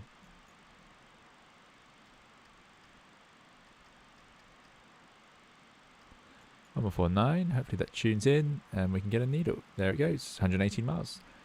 Victor Mushtin has very kindly super chatted 30 Polish zloty. Thank you so much, Victor. Victor says, thank you for your work and everything you've done for the flight sim community so far. You're very, very, very welcome, Victor. Thank you so much for your very kind super chat. That's very kind of you. I hope you're doing well, and I hope everything is well in Poland. Great to hear from you. Really appreciate it. Thank you. Thank you, Victor. Thank you, Christian. And thank you again, of course, that Cirrus pilot. And you're very welcome. Glad you're enjoying the videos and the streams. And like I say, podcast coming tomorrow. I know I've gone a bit quiet on the streams, but the podcast has worked, actually. I was too busy to be able to always get to my computer to set up a stream at the right time and so on. But I managed to get a podcast done anyway. And that was what I was hoping I could do with the podcast. So really happy about that. My mistake is I haven't got it online as quickly as I'd hoped, but that's for various other reasons. Axel says the MD-82 is very intimidating. You know what's funny? The first time I flew it, yes, I was the same. It took me a whole day of messing around before I could get a video out with it, and I barely understood it, and I barely understand it now. I'll be honest, but I could now confidently fly it on VATSIM. We'll see how the VOR approach goes, but I could happily fly an ILS with it, and it didn't take me as long to relearn it as I thought it would. After 11 months off, I thought, oh, it's going to be like starting from scratch. And actually, it's not as bad as I thought. It really isn't. It's not as complicated as it might seem. A lot of these switches we don't use at all. Yeah, it's doable. And I have a quick start video or a review video where I run through everything you need to do with it. And there's lots of great tutorials if you want the more in-depth version. Matteo's done some excellent ones. So yeah, that's the way to do it. James says, I got stuck between an A320 and an Atlas 300 in circuits in real life on Tuesday. Wake turbulence much. Was so impressive and special to be so close. Wow. Goodness me, circuits near a 320. I'm quite surprised. Fantastic. You're getting all the real world experience now, James. That's great. And the PA-38. Love the PA-38. Love it. Pip loves the MD-82. Excellent. That Cirrus pilot says, do you have any advice for a long flight in the cockpit? I'm flying from London to Cannes in my Cirrus. 4 hours 15 each way. So about 10 hours in total. There and back in the day. Hydrate. Yes, hydrate is a big one. Hydrate, hydrate, hydrate. You'll be alright. You have your feet stretched out, but I make sure I move my feet around. Obviously, I've got a bit more space on the Airbus than you would in a Cirrus. But, I mean, the Cirrus is pretty roomy, isn't it? It's a very nice machine. Goodness me. You're going to get complacent, maybe. So just watch out for that, especially if you're flying VFR and you need to be looking around outside. That's going to be tough for 4 hours. What else? You're going to be tired coming home. There's no way around that. If you've done almost 10 hours of flying. Yeah. I think that's Cirrus pilot. I don't know how often you fly. That might be a normal day for you, or you might do a lot of flying like that. But have a plan for if you're flying home and you're getting tired. Have a plan. Have somewhere you can go. You don't want the pressure of I need to get home to be the overriding decision maker. Have an easy option that you know you could do. No toilet or tray table on the Cirrus. Indeed, Laurie. Yeah, indeed. Pip says, by the way, I noticed in cockpit videos when ATC frequencies, how come pilots seem to be able to do it immediately? Never see the pilots fiddling with the frequency knobs. Yeah. Another thing about real world flying is that this stuff's much easier. It's ergonomically designed for someone to use a hand on, not a mouse. So you can just, you can do it super quickly. Yeah, you could set the frequencies much quicker. You might see them, if it's a route they know. Let's say we were Meridiana pilots and we were based in Milan. This might be a route we've done all the time, and certainly you'd know the first few frequencies, and you might know all of them.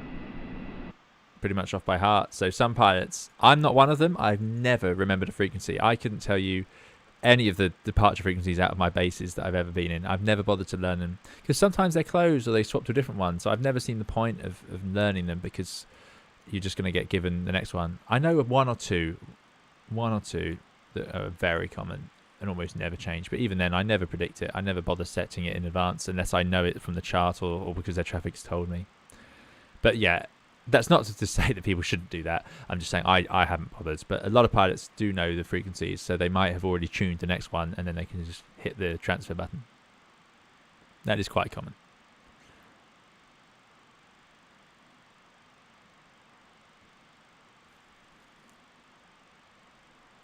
Phil Norbert, good to see you. Phil says, just got home. I'll catch this one later. Excellent, Phil. Have a good evening.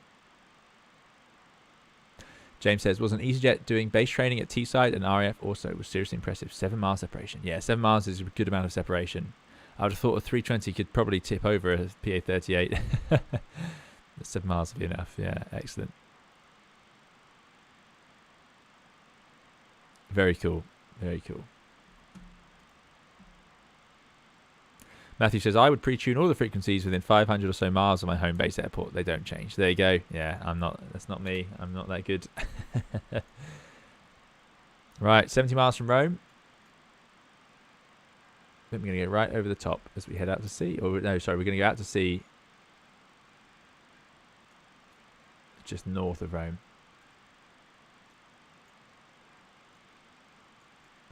Heading oceanic to Giano.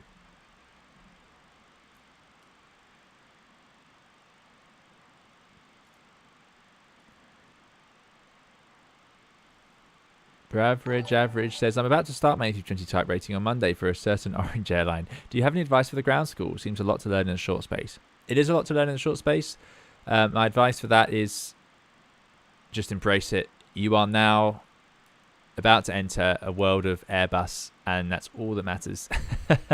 So soak it up, soak up all the ground school, and just embrace it. It's interesting stuff. You're learning about a really interesting machine, a really brilliant machine, and there's not much time during a type rating to be sitting and relaxing. It's just a tough few weeks, so it'll be a lot of work, but it's not too difficult and it's not unmanageable. The course is set up so you can do it, so don't panic about it. You'll just be sat there and just put the effort in, give yourself the right amount of breaks, but don't let yourself get behind, as it were, and then you'll be absolutely fine. And also, you listen to your instructors. They'll know how to get you through that course because they'll be used to getting people through the course. That's the main thing, isn't it? So let them guide you as to what's really important to know and what isn't so important to know. There's some things that will come up in the test and some things that won't, and there's things that will be used day to day and there's things that won't. So just like the ATPL exams, there's loads of stuff you do in those exams that you never use again and then you forget, but there's loads of stuff that's really useful. I quite like aircraft and systems, so I tend to enjoy type ratings a little bit more than some other people. Infinite224, thanks so much for the $4.99 super chat, really appreciate it. Infinite224 says, finished my ATPL theory exam, speaking of which, there you go, yesterday, currently hour building to start my MEIR. Thank you for all your educational videos. You're very, very welcome, Infinite224, that's great to hear. Another long-term viewer who is now progressing through aviation's career. It's amazing to hear. Thanks so much for the super chat. Congratulations, most importantly, on your ATPL theory exams. That's great news. See, Andy asked, yeah, great. Well done. That's no small task. ATPL theory exams are something else. So well done, and enjoy your hour building. Great time. If you become an airline pilot, you might change your mind. You might do different things with your career. You might go and do different stuff. But if you do become an airline pilot, you'll look back on your hour building and your multi-engine IR training, and you remember it fondly because it's not something you do once you leave flight school. I was talking about this in the podcast recently. That is one that's not uploaded yet. But yeah, it's something to enjoy. James said, forced me to have my first go around. There you go. I'm very familiar with that. I remember doing hour building and circuits and needing to do a certain number of circuits for takeoffs and landings and just not getting any in, just constantly going around because it was just too busy. Yeah, happens. But yeah, so well done. Enjoy, and average. Good luck with your type rating as well. Enjoy it. It'll be great fun. Matthew Presti says, especially if it's your first type rating, they get easier after you get your first. There you go. Yeah, you sort of know what you're in for, I think. That Serious Pilot says, thanks for the advice. Luckily, I'll be IFR with a good autopilot. Oh, there you go. But I have no hesitation to stop in a nice French village for a night stop if I get fatigued. Exactly. Yeah, have that plan there ready to go. Especially as obviously single engine Cirrus you need. Yeah, there is the possibility of having to stop somewhere. But yeah, IFR, if you're cruising up in controlled airspace, is a better workload than VFR the whole way, certainly. Enjoy. I'm jealous. Sounds fun.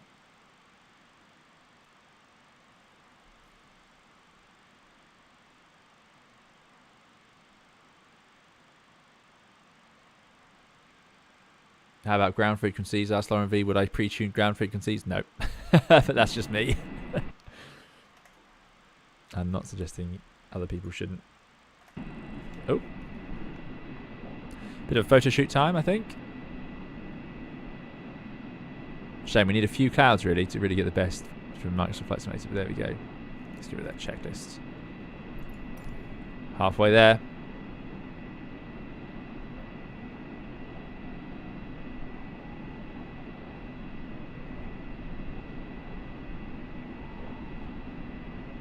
That's quite a bank angle for this high up. I need to lower my limit, I think.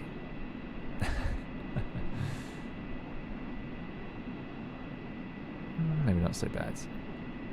If I change the limit, I know I'll forget it later, and then we won't be able to get onto the onto the approach. It's bad stuttering though. Bad stuttering. I'm going to build a new PC this year, I think, for the channel. Starts fresh with Microsoft Flight Simulator.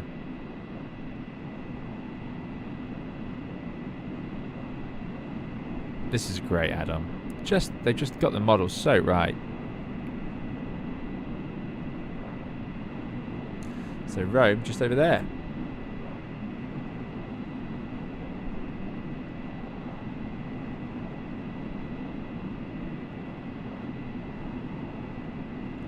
Maybe not just over there, but coming up. Naples, Rome. Oh, yeah, that's not far. Not far. Where is it? There it is. Yeah, that is Rome. That's Rome there.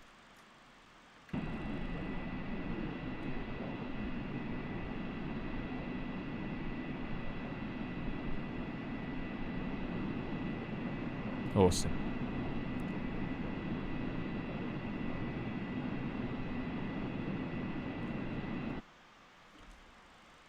Simon says, hit my chopper descent. See you shortly. See you there, Simon.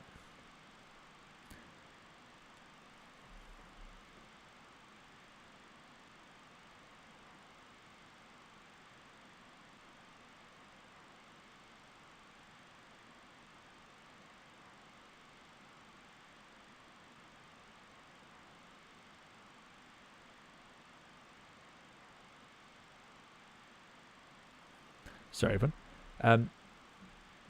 Yeah. Let's see. Where are we?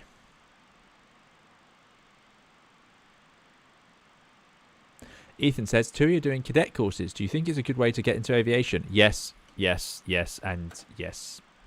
No guarantees. Airlines can fail while you're on a cadet course, but that's the biggest problem with it. Was it an MPL course as well? I can't remember. I did have a look. But I believe they were funding the course, so that's even if it was to all unravel, and you have to find the money to convert it to an ATPL later on. You haven't spent £100,000 on the course in the first place, so my goodness, yes. Brennan says he didn't listen to any of them. None of this is for any real world use. Yeah, I'm assuming that any of my advice was not used in the ATPLs. Fatboy says, did you see that 737NG driver here on YouTube is switching to the A330? That must be quite intimidating as an experienced pilot. I didn't see that, no. Yeah, that'll be fine. I went for them to Dash 8 to the Airbus. Airbus is so well designed. I'm sure they'll be converted to it very quickly. But yeah, quite a change, quite a change. Flight Dispatch 320 has tipped $6.22. Really appreciate it. Flight Dispatch, that's very kind. Flight Dispatch says, as always, enjoying the stream and enjoyed the great go-around video. Learned a lot, as always, especially as the airport I work at is at capacity, so a lot of go-arounds happen. Looking forward to the next podcast. Have a good weekend, if not working. Thanks so much, Flight Dispatch. I will be working, no surprise, but thank you so much for the super chat. For the tip. Really appreciate it. I hope you're doing well, and I hope your weekend goes well as well. I'm glad you're looking forward to the podcast. Like I say, I'm hoping to get that tomorrow.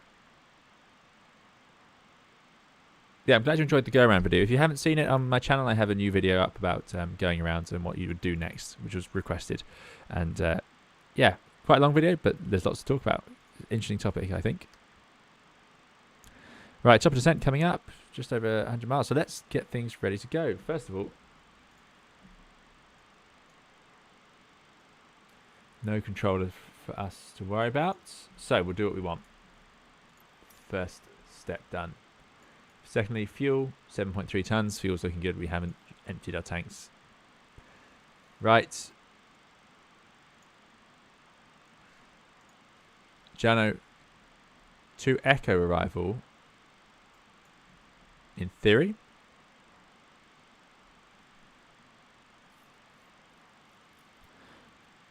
Ethan says, I'll be going for that then. Thanks for the reply.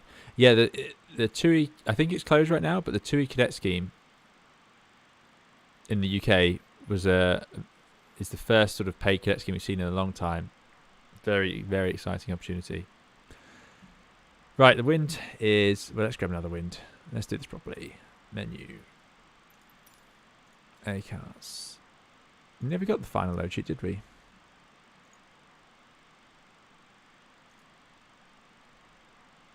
LICJ. And let's just check Naples is alright. Oh.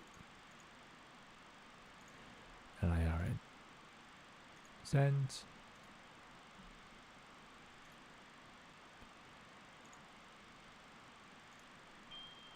There's the ding. Receive messages. Weather reports. So 03012. Oh, it's getting close to being an option. 16 degrees. QNH 1011. Naples light northerly winds. It could be 06, could be 24 really. Varying around. Yeah, entirely. Okay, cool. So this is working as well. Excellent. Matthew says, we're all switching aircraft this summer. It's the summer of industry movement. Yeah, there you go. Yep. So I wonder, 737 drivers going from 73 to A330. That isn't unusual. Not that unusual, but that is an interesting combination. Yeah. I suppose there's just not that many 330s around these days. It's slightly rarer than it once was. Big aeroplane. Very cool. Right. Departure. Right. Oh, no. Menu. FMC. Arrival. So, which runway are we going to do this on? How long is the airport?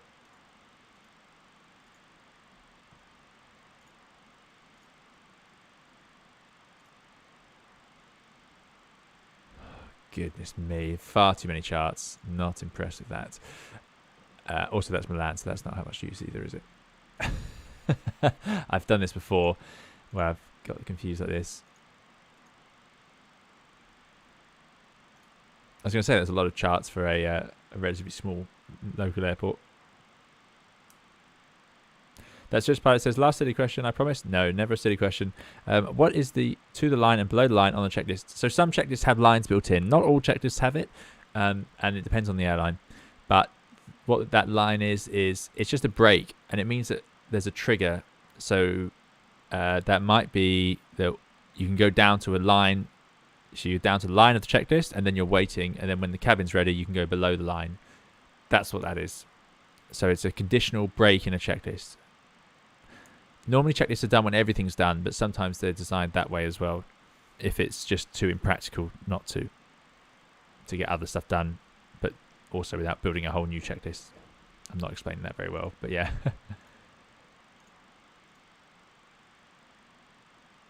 Let's just lower that bang angle limiter. I think 30 is a bit much. do 15. Right. How long's the runway? 3,300 meters.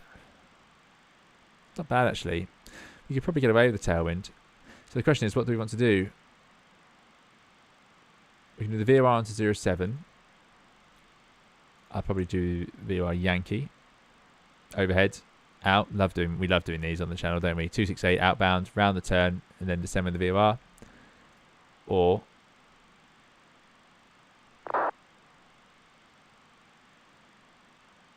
we can do the RS 25.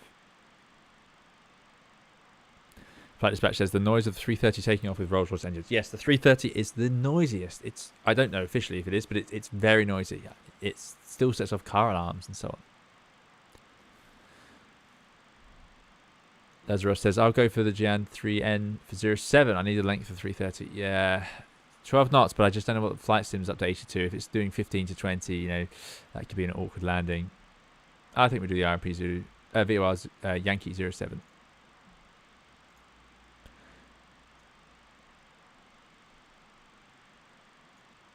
So we're going to have to forget that.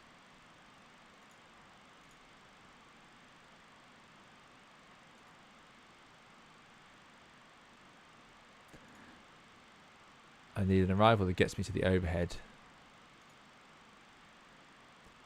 Probably aren't many. I'm going to skip the arrival, I think.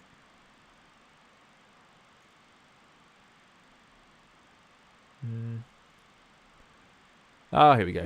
No, you know me. I've got it. Jano.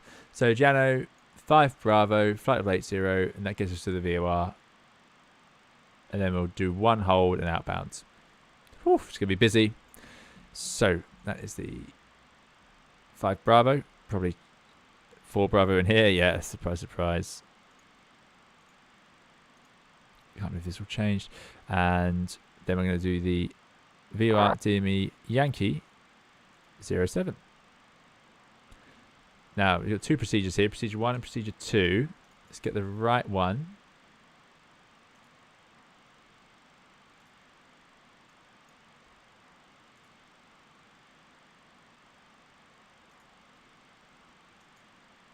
Why wouldn't it let me unselect that? I don't want that one anymore.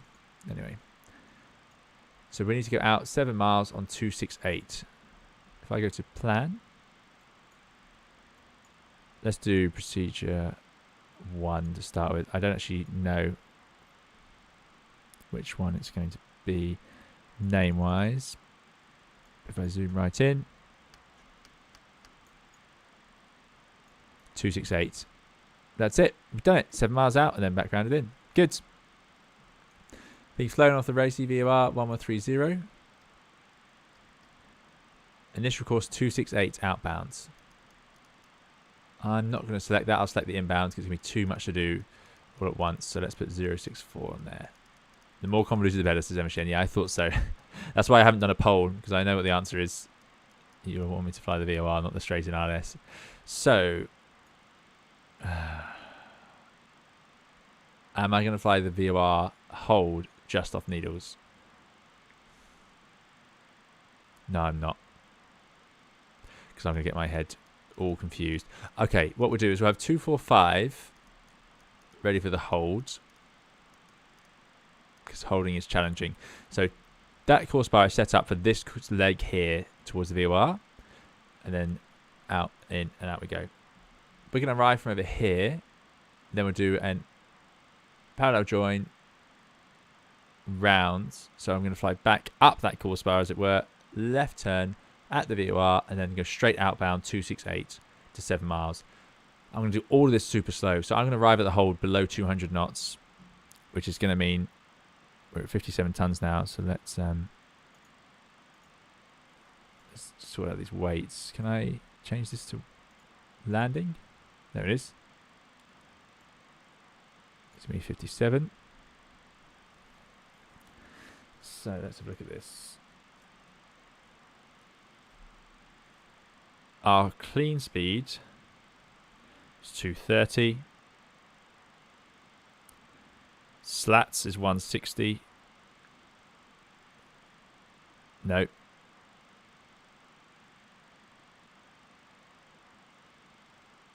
What do these numbers mean? What's VMAN and VTH? I don't know what TH is, frankly. 229 is going to be my clean. I'm just going to take that as clean. 230, which makes sense. Then I'll put slats out and get down to 177. We won't go below 177 until we have flaps out, and then we can go flap 15 down to 153. We'll just be conservative with that. Matthew Presley says, NDB, single engine, raw data, hand flowing with a procedure turn. That's what we want. Yeah. Thank there isn't an NDB here for me to do that. Good. So that is that. So VNav's going to work for us. So our descent is now set up. Let's just check the legs. Page. Giano. Rondi. Sanup. PRS. VOR. And then it has the legs, but we'll fly the next bit manually. Looks like we could leave it in there, but we'll do it manually. I think that's more amusing. Platform 5,000 feet in the holds. 5,000 feet in the hold, so we'll be 5,000 feet as we arrive over the airfield, nice and slow, fly that arrival, and then go outbound. Once we're outbound from the hold, we'll go down to 3,700 feet. At 3 miles away, we can go down to 2,450 feet, which is the platform. So we'll do that. We'll fly this turn. Incept 064 inbound, descending. Yikes, it's only at 7 miles, so I'm going to keep us slightly wide, but just out to 10 miles. We'll be very visual, so we could just do a visual approach anyway. So I'm going to take us nice and wide so we have a chance to intercept that, just because it's going to be difficult for me to manage all the modes on my own, especially in this aeroplane I'm just not that familiar with. Good. So that's how we'll do that. So speed slow. There's no track mode, so we're going to have to track it with heading, so we'll just account for the wind. We do have a little wind arrow, which is nice. You win the 040 at 12, so flight dispatch. Yeah, it's just on the limit to not be worth it. VTH is threshold crossing speed, VREF essentially. Okay, thank you. So we said 57. I'm just going to have it slightly fast.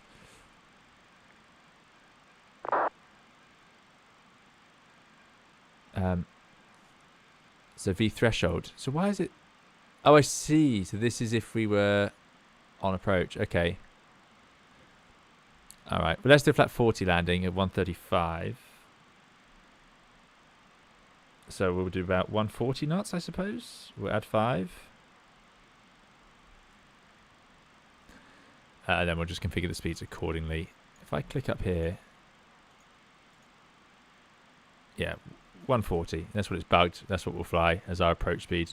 That should work at flaps 40. Good. Good. We should be in cruise on the limiter, by the way. There we go.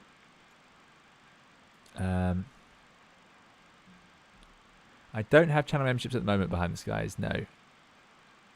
On the very long list to do.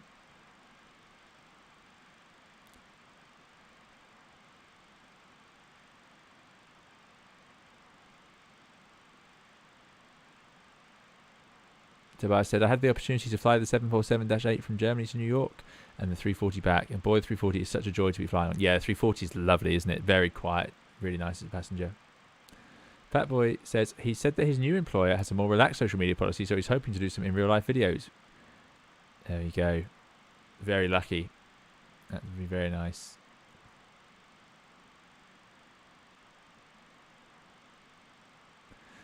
He says, got to get flight deck to Sim to switch to Airbus 2. Yes, indeed.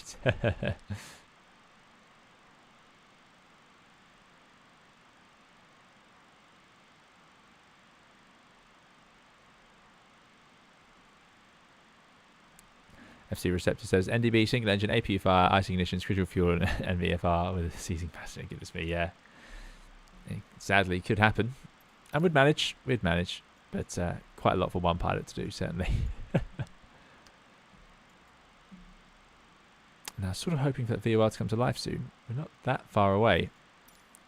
A little bit disappointing. 1130. PRS. It's got a D. And the D is based on the PRS. Okay. Something to note, of course, is the VOR is slightly closer. So we got slightly further to the runway than the DME is going to suggest. So that's good. But we'll fly down this approach fully configured, obviously. So on this leg, we'll be getting ourselves to flap 15. Then we'll do the turn. And on the turn, we'll go gear down, flap 3. Well, it'll be at 20, won't it? Whatever the lever says, 15. And then we'll go to 28. And then we'll get starting down. We'll go to flap 40. Anything else I need to remember specific about this airplane flying approaches? Let's see. I'll arm the speed brake as normal. No, I think that's good. I'm sure there's loads, but yeah, we're doing okay.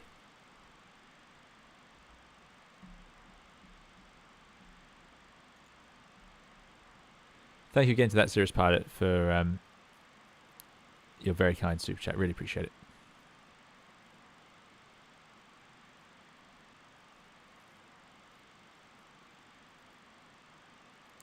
Tobias says the toilets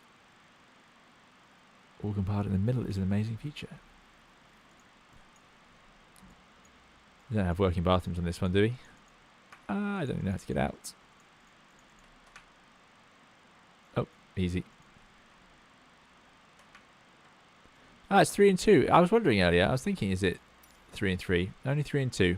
There you go. Just goes on forever, though, doesn't it? Amazing.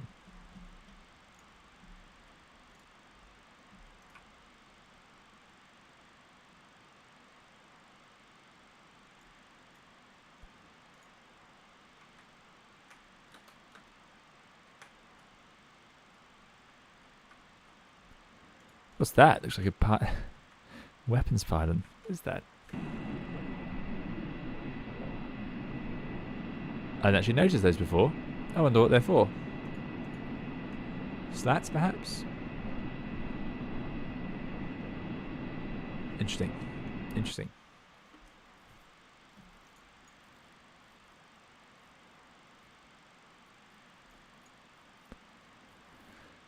Good to have the seatbelts off. I'll give them a few seconds to walk around. Oh, we can put it into auto, in fact. Tobias says of the 340 that is. There you go. Yeah, 340 is just lovely. That boy, thanks so much for the £5 super chat. Really appreciate it. That's very kind. That boy has put a pair lifting weights and keep it up. Thank you so much. Thank you, Fat Boy. Really, really kind. Glad you enjoyed the video. Keep it up. That's very kind. Thank you so much.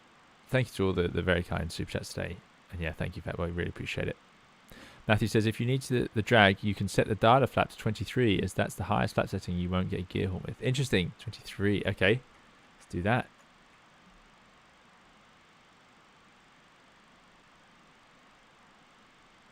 I won't go that way. So if I scroll through this, through the do not use section, and then put 23, Matthew assures us we won't get a gear horn. And then we can just put the flap out and then drop the gear later. So this way, when I move this lever into the 15 or past the 15, it will go to 23. And then you're going to get further to landing. It's such a strange system. And I'm sort of pleased to see it didn't make it onto any other aircraft. Top of descent coming up.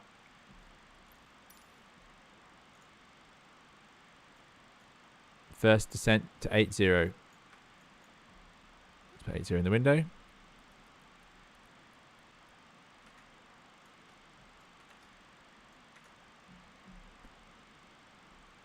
We'll be arriving on the chart shortly. I'm really hoping that VOR comes to life. And we'll have the backup VOR 1130 over here. And we'll have the inbound course of the VOR approach ready to go of 064.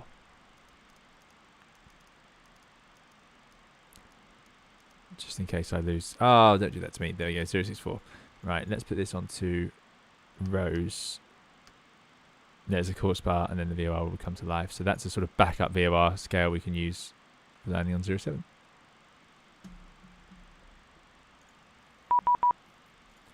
Uh-oh. 1242. Here we go. It's all going to unravel. I'll be putting the hold, waiting for my chance of like that. Because it's such a pain for them if we do procedural. 242. Where are we going right now? We're going to Giano. Control, Meridiano 1182, flight level 290 to Giano. Station calling. Meridiana 1182, flight level 290, oh sorry, descending now towards Giano, descending flight level 100. Meridiana 1182, Rome Radar Ciao identified, continue descend 100. Runway 07 at Palermo. Descend 100, expecting 07, requesting the VOR Yankee 07 in Palermo, Meridiana 1182. Says 100 armed. VOR Yankee 07 approved. That was approved. That's what I wanted to hear. Meridiana 1182, have you copied? That's copied. VOR Yankee expected for 07, Meridiana 1182. Grazie. Itarro 4 FMS idle. Sorry. 100. 485 after Giano 1 Echo arrival for Yankee 07. Ah, no, everyone's getting the Yankee then. We asked for it first. We win. Station calling Rome. Right, we're on profile. Looking good. Stazione che ha chiamato.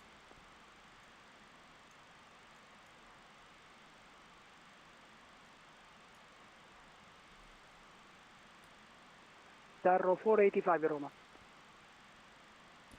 Matthew says it was correct. It will stop between 15 and 28. Perfect. That Cirrus pilot says, I flew on a 757 a couple of weeks ago. Maybe the last time I'll ever do that. Unfortunately, it was Pratt & Whitney, not Rolls-Royce, but it took me right back to going on holiday with Monarch as young teenager. Yes. Yeah, very good. I'd love to go on 75. They're quite small when you get on the cabins aren't that vast, really. There we go, arriving at Giano, steaming in at 300 knots. Expected Giano 1 Echo arrival. Giano 1 Echo arrival and 07 for Itaro 495. I'm a little alarmed about the lack of VOR. Hopefully it does spring to life.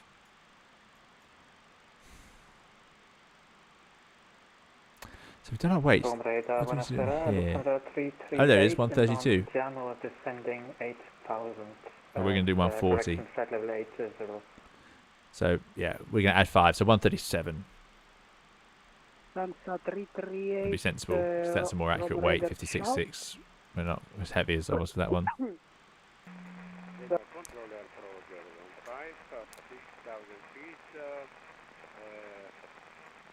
Climb to flight level 330. Keep the heading back updated. 015, Rome Radar Ciao identified. Right, descent checklist. Continue climb level 330. James is loving the local lingo. Exactly. MSA checked. So it is obviously high in the Palermo area. It's 5.2. And it goes to 5.5 in this state. If we get lost, we'll go to 6,000. If we get really lost, we'll go to 8,000. Approach landing briefing, we've done. MDF, we've done. Landing data confirmed. VBUG set. Radio altimeter marker. Oh yeah, we haven't done that.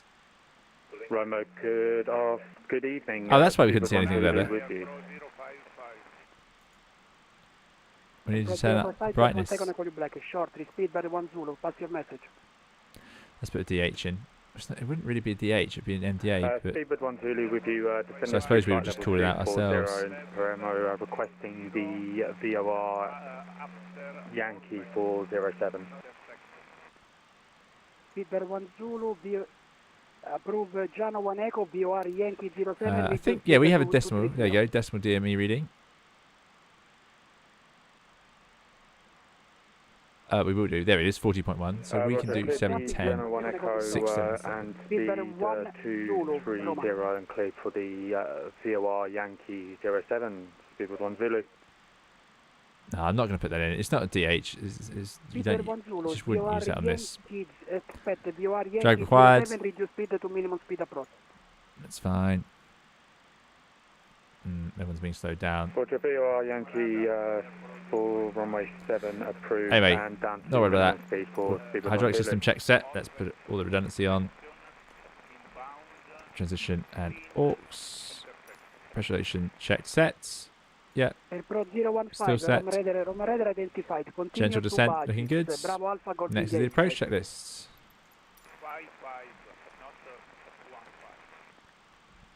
Very effective speed brakes on this airplane. Really good. Giano 1 Echo Star. Can we have the Giano 39er? Look at that. For, Big deflection the 07? on little wings. Dives the airplane down. Roma Control, approach 15 Yes, sir. Approach 015, just 1 second, I call you shortly. Continue. Thanks again, Fat Boy, for the super chat. And of course, thanks again to that Cirrus pilot who very kind super chat earlier. And everyone else who's very, very kindly super chatted recently. Christian, Victor, Infinite, Flight Dispatch. Really appreciate it.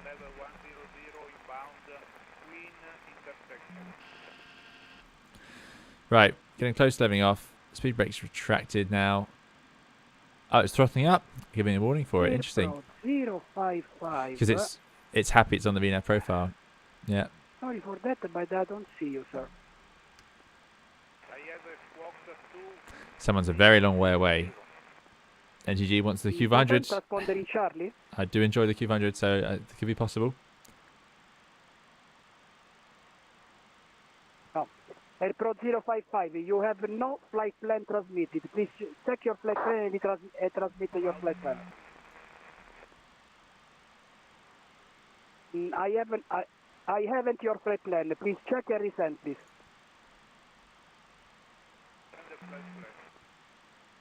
Guitar 495 requesting Giano 39 star, please. Right, okay. We've got to get our head around where we are now. So we're 24 miles from the VOR. I want to be 5,000 feet at the VOR. I'm at 11,000. So that's fine. We've got 6,000 feet to lose. We need 18 miles to do that. The problem is we're fast. I suspect this controller is getting busy now. So I'm going to take over. Oh no, it's commanding 240. That's good. And look how it slowly decelerates on there. That's interesting. So that's good. It is decelerating. Let's help it out. Speed brakes. Mirror 1182 right. So we've got nav, VNAV, capture, FMS speed. Still good. Okay. Ryan Nelson, good to see you.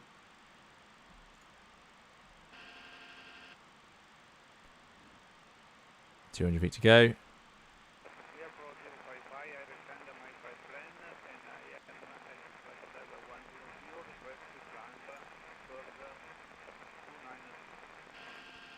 Airport 055, Rom radar now identified. Continue climb level 280, fly to Bajix. Bravo Alpha Golf India. 240 knots, speed brakes away. Right, minimum clean speed was about 240, wasn't it? 230. Yes, sir, 280. Let's intervene then. Speed. Guitar 495, we are unable for the Giano 1 Echo. We don't have it in the actually, air cycle. Let's keep 240 knots for now. Guitar 480, left this is unusually busy, J-Foot. This is unusually busy for a frequency. It's because this controller's doing roam as well. Left 250. Now this is going to get awkward because Guitar 495. I hope the controller knows I'm going to fly the hold first. We could just get radar vectors. That would be the alternative here. Same with us. We do not have the Giano 1 Echo. Either was going to request the 5 Bravo if possible.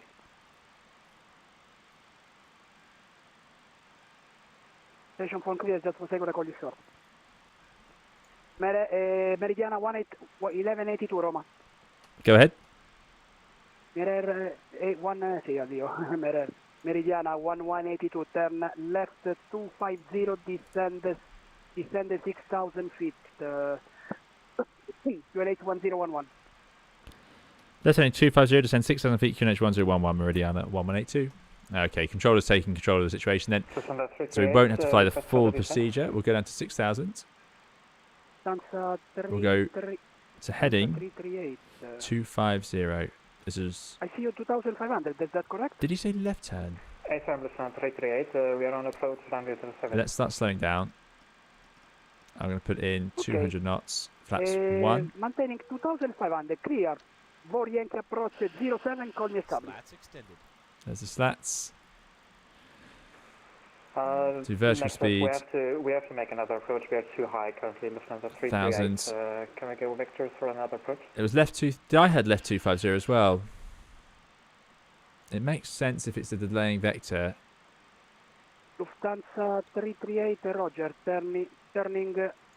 Heading select. We have connection problems. Let's do it then.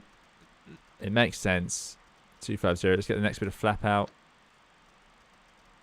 Turn right. Oh no, it doesn't do it. Ah! Right, heading Most 140, airplanes descend at 338. would turn the shortest way unless you start turning in one direction. And from Meridiana 1182, can you confirm you want us left heading 250 degrees? Turn right. Sorry, turning right heading 250. Right turn 250. Thanks, Meridiana 1182. Okay, there we go. Answered. It does make more sense. Our passengers will be thinking there's a problem. 250. 1,000 feet per minute. 6,000 feet. QNH was 1011. So set QNH 1011. Heading 250, descend 6,000. Speed brakes are away. 200 knots. Speed 1 Zulu. Speed 198. Descending. So let's just do 200 knots. 6,000 There's the airport. QNH 1011. It's poor controller. 6,000, QNH 1011, speed with 1 Zulu. Awesome. Station code. So now we're going to get vectored onto the VOR. So let's move along to 064. Let's get ourselves ready. We can put the 064 inbound course.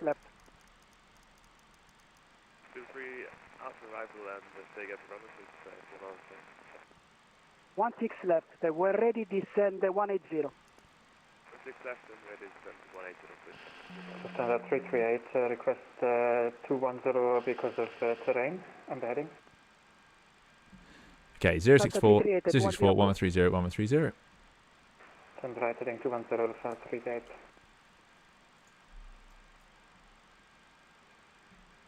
Mirror 1182, descend 2,000 feet.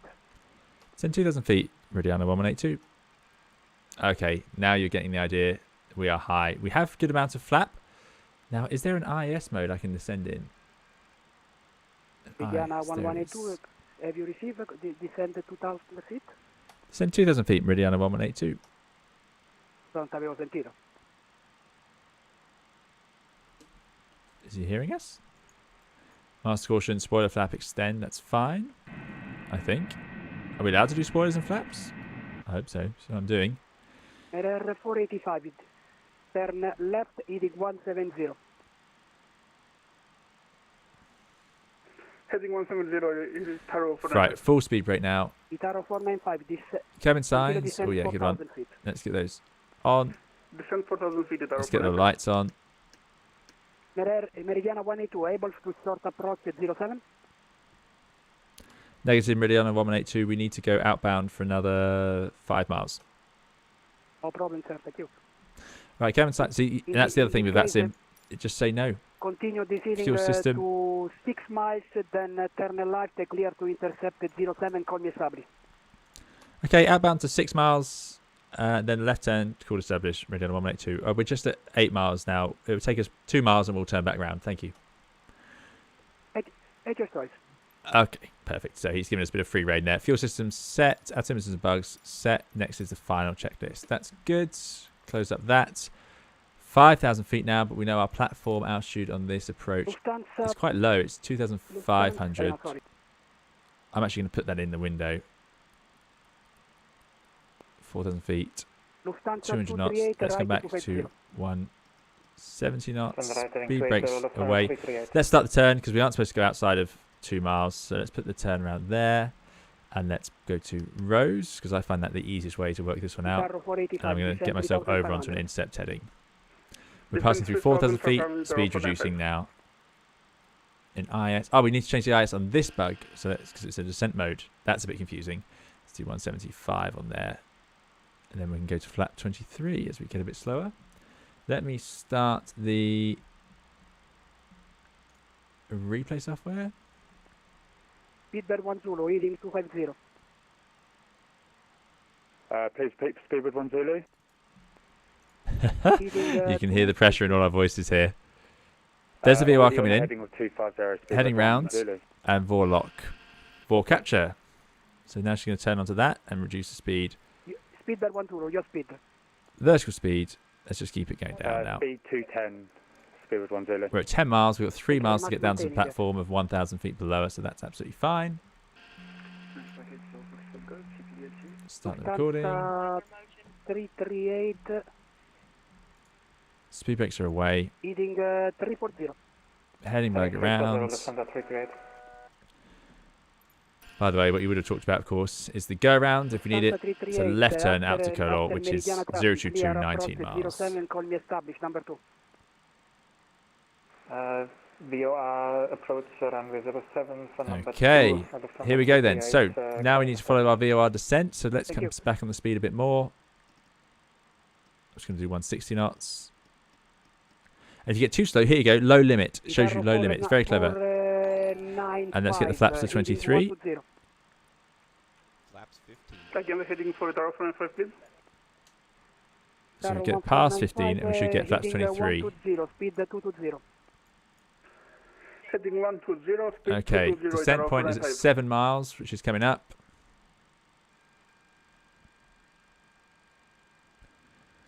And that's from 2,450. We are at 2,550, so we're a little bit high. That's too sensitive, that scroll wheel. That is a bit frustrating. So I'm going to wind the altitude down now.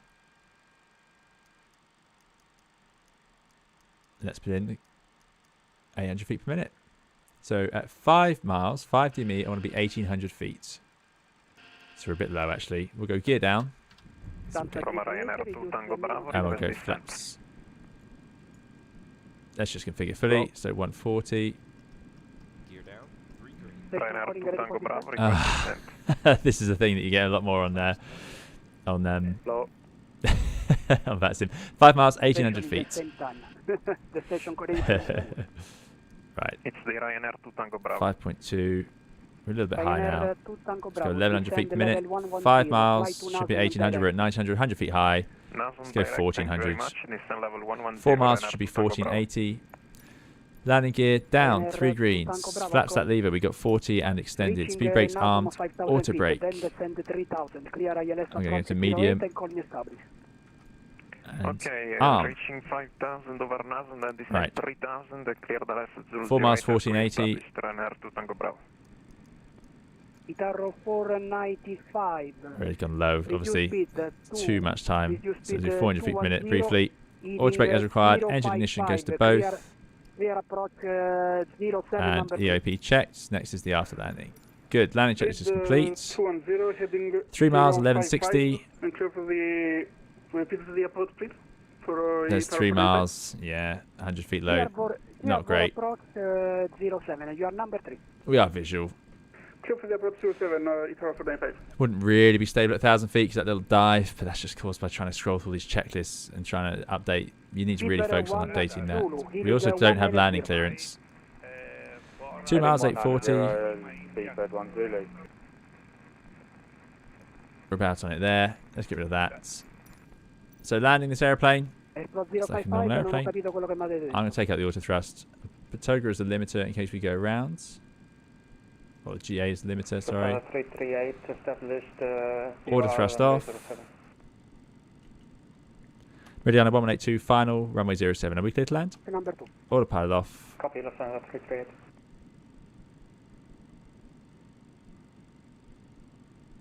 Two whites, two reds. Mediana 1182, final approach 07. Rihanna 1182. 0401 to knots. 1011 07 clear to land. Good land 07, Mediana 1182. Okay, there we go. Con me runway vacated. Okay. A little bit high, a little bit fast, power back a little bit.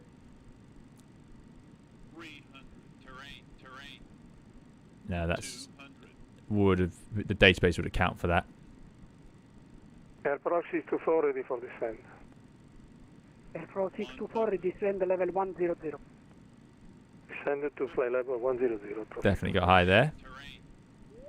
Idle. Itaro 495, last vector 0. Last vector left There's touchdown. 040 and clear for approach 07. Get the reverses out. Auto brake engaging. Clear for the approach 07. And there we go. Speedbird 1 Goodness me, this is a busy frequency. It's not convenient to be on this runway here. Let's go manual brakes. Left heading 095, Spirit 10. Are we going to be able to get off here? Love the bucket reverses here. Oh, actually, you wouldn't really vacate this way. That's my mistake. We'll take the left turn here. Just going to be in the way a little bit. Forward idle. Swiss 4 Bravo Tango, Roma 125.5. I think it's because this controller's doing several airports, so let's get ourselves over that line. Then the next guy's going to land. Auto brakes off. You blocked him. Oh, there you go. I blocked the landing clearance. That's my mistake. It's funny. It definitely happens more on that tip. I think because you're flying the airplane and doing the radio, it just makes listing out that bit more difficult. But there we go. Welcome to Palermo. Beautiful airplane this. Really love it. There's the next traffic. Speed brakes down. Flaps up. Actually, no. Flaps are staying down because, of course, we know for the replay. And descend at 3,500 feet. Ready on a 1182. Runway vacated. Number 1 Zulu, reduce minimum speed approach, please.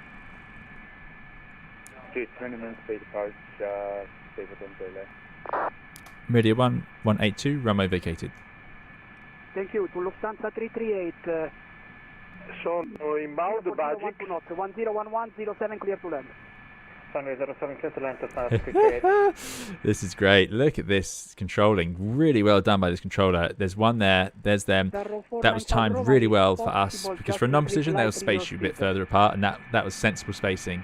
Very good. Very impressed with this controller. Here's the airport. Some nice scenery. 230 is better if it's possible. I'm going to leave all the lights and everything as they are. Yeah, we got very high on final there. Getting too distracted doing those radio calls. Again, another reason you need 2 pilots. It's not so hard. In general aviation, you do the radio obviously yourself. But you've got, firstly, the transmit switch on your yoke, which I don't have set up. And secondly, things happen a little, just a bit slower. Go ahead. But yeah, anyway, thank you so much. I hope you've all enjoyed the stream. Paul Prawn says, amazing controller, multitask control. Yeah, controller's doing a great job. There's a lot going on, a lot of us talking over him. So I hope you all enjoyed that flight, and I hope you enjoyed the approach. Flying single pilot can be an excuse every time. Exactly, MS Gen, exactly. This is also one of the busiest frequencies we've heard on Flight Sim. Let's take 110. This is great scenery. I'm glad it was recommended. This is just part of the world update, I think. So, of course, now we'd start the APU, bring the flaps up, get rid of the lights.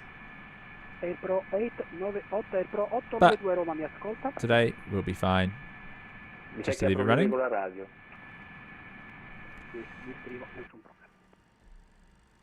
She's definitely lighter now, not having to use any thrust to get moving.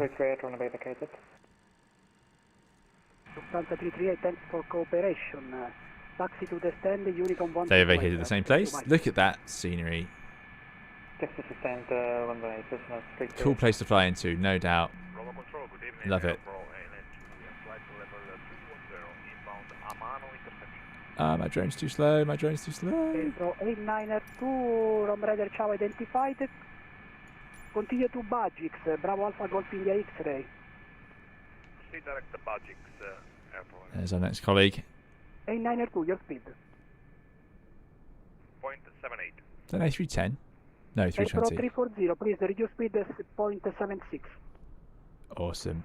Pro 340 reducing 0.76.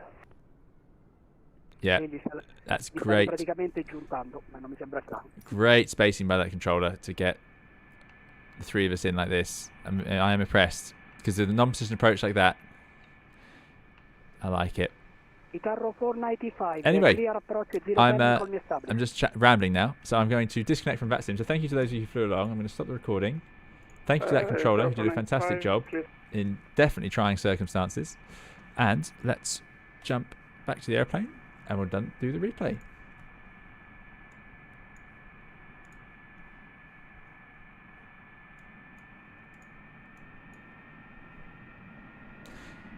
So I love the these vortices they've got on the Leonardo. I haven't seen those before in Flight Sim, but there we go. High over the threshold.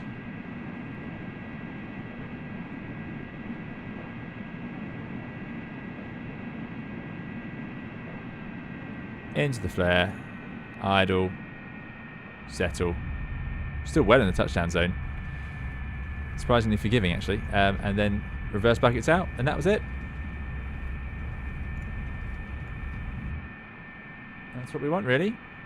Ed says, great flight, been looking forward to an MD-80 for a while, haven't felt well today, and this has been just the tonic. Excellent, Ed, glad to hear it. I hope you feel better soon. Not glad to hear you're ill, but glad to hear you enjoyed it, and hope you do feel better soon. So we went full flap about here. I need to get this right just for the replay software to work properly. Whereabouts is that? 1,000 feet, a little bit low. Yeah, wobbling around on the profile there. Not too happy about that. Definitely.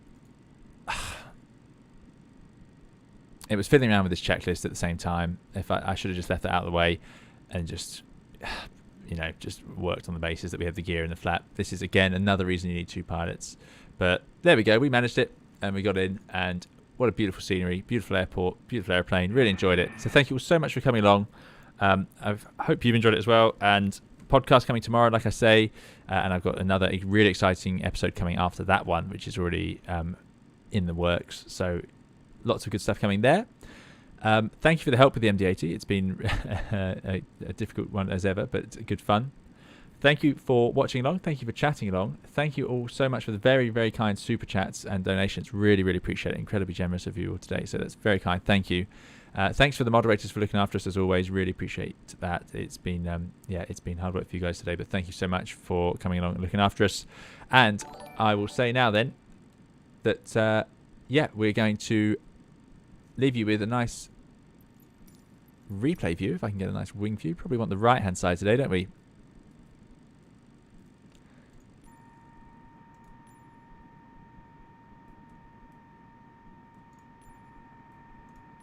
That one will do. So I'll leave you with this view. And I say thank you all for watching. Do keep safe and well. And we'll see you again in another video, live stream or podcast very soon. Thanks for watching so much. Really appreciate it. Enjoyed it so much. Bye-bye.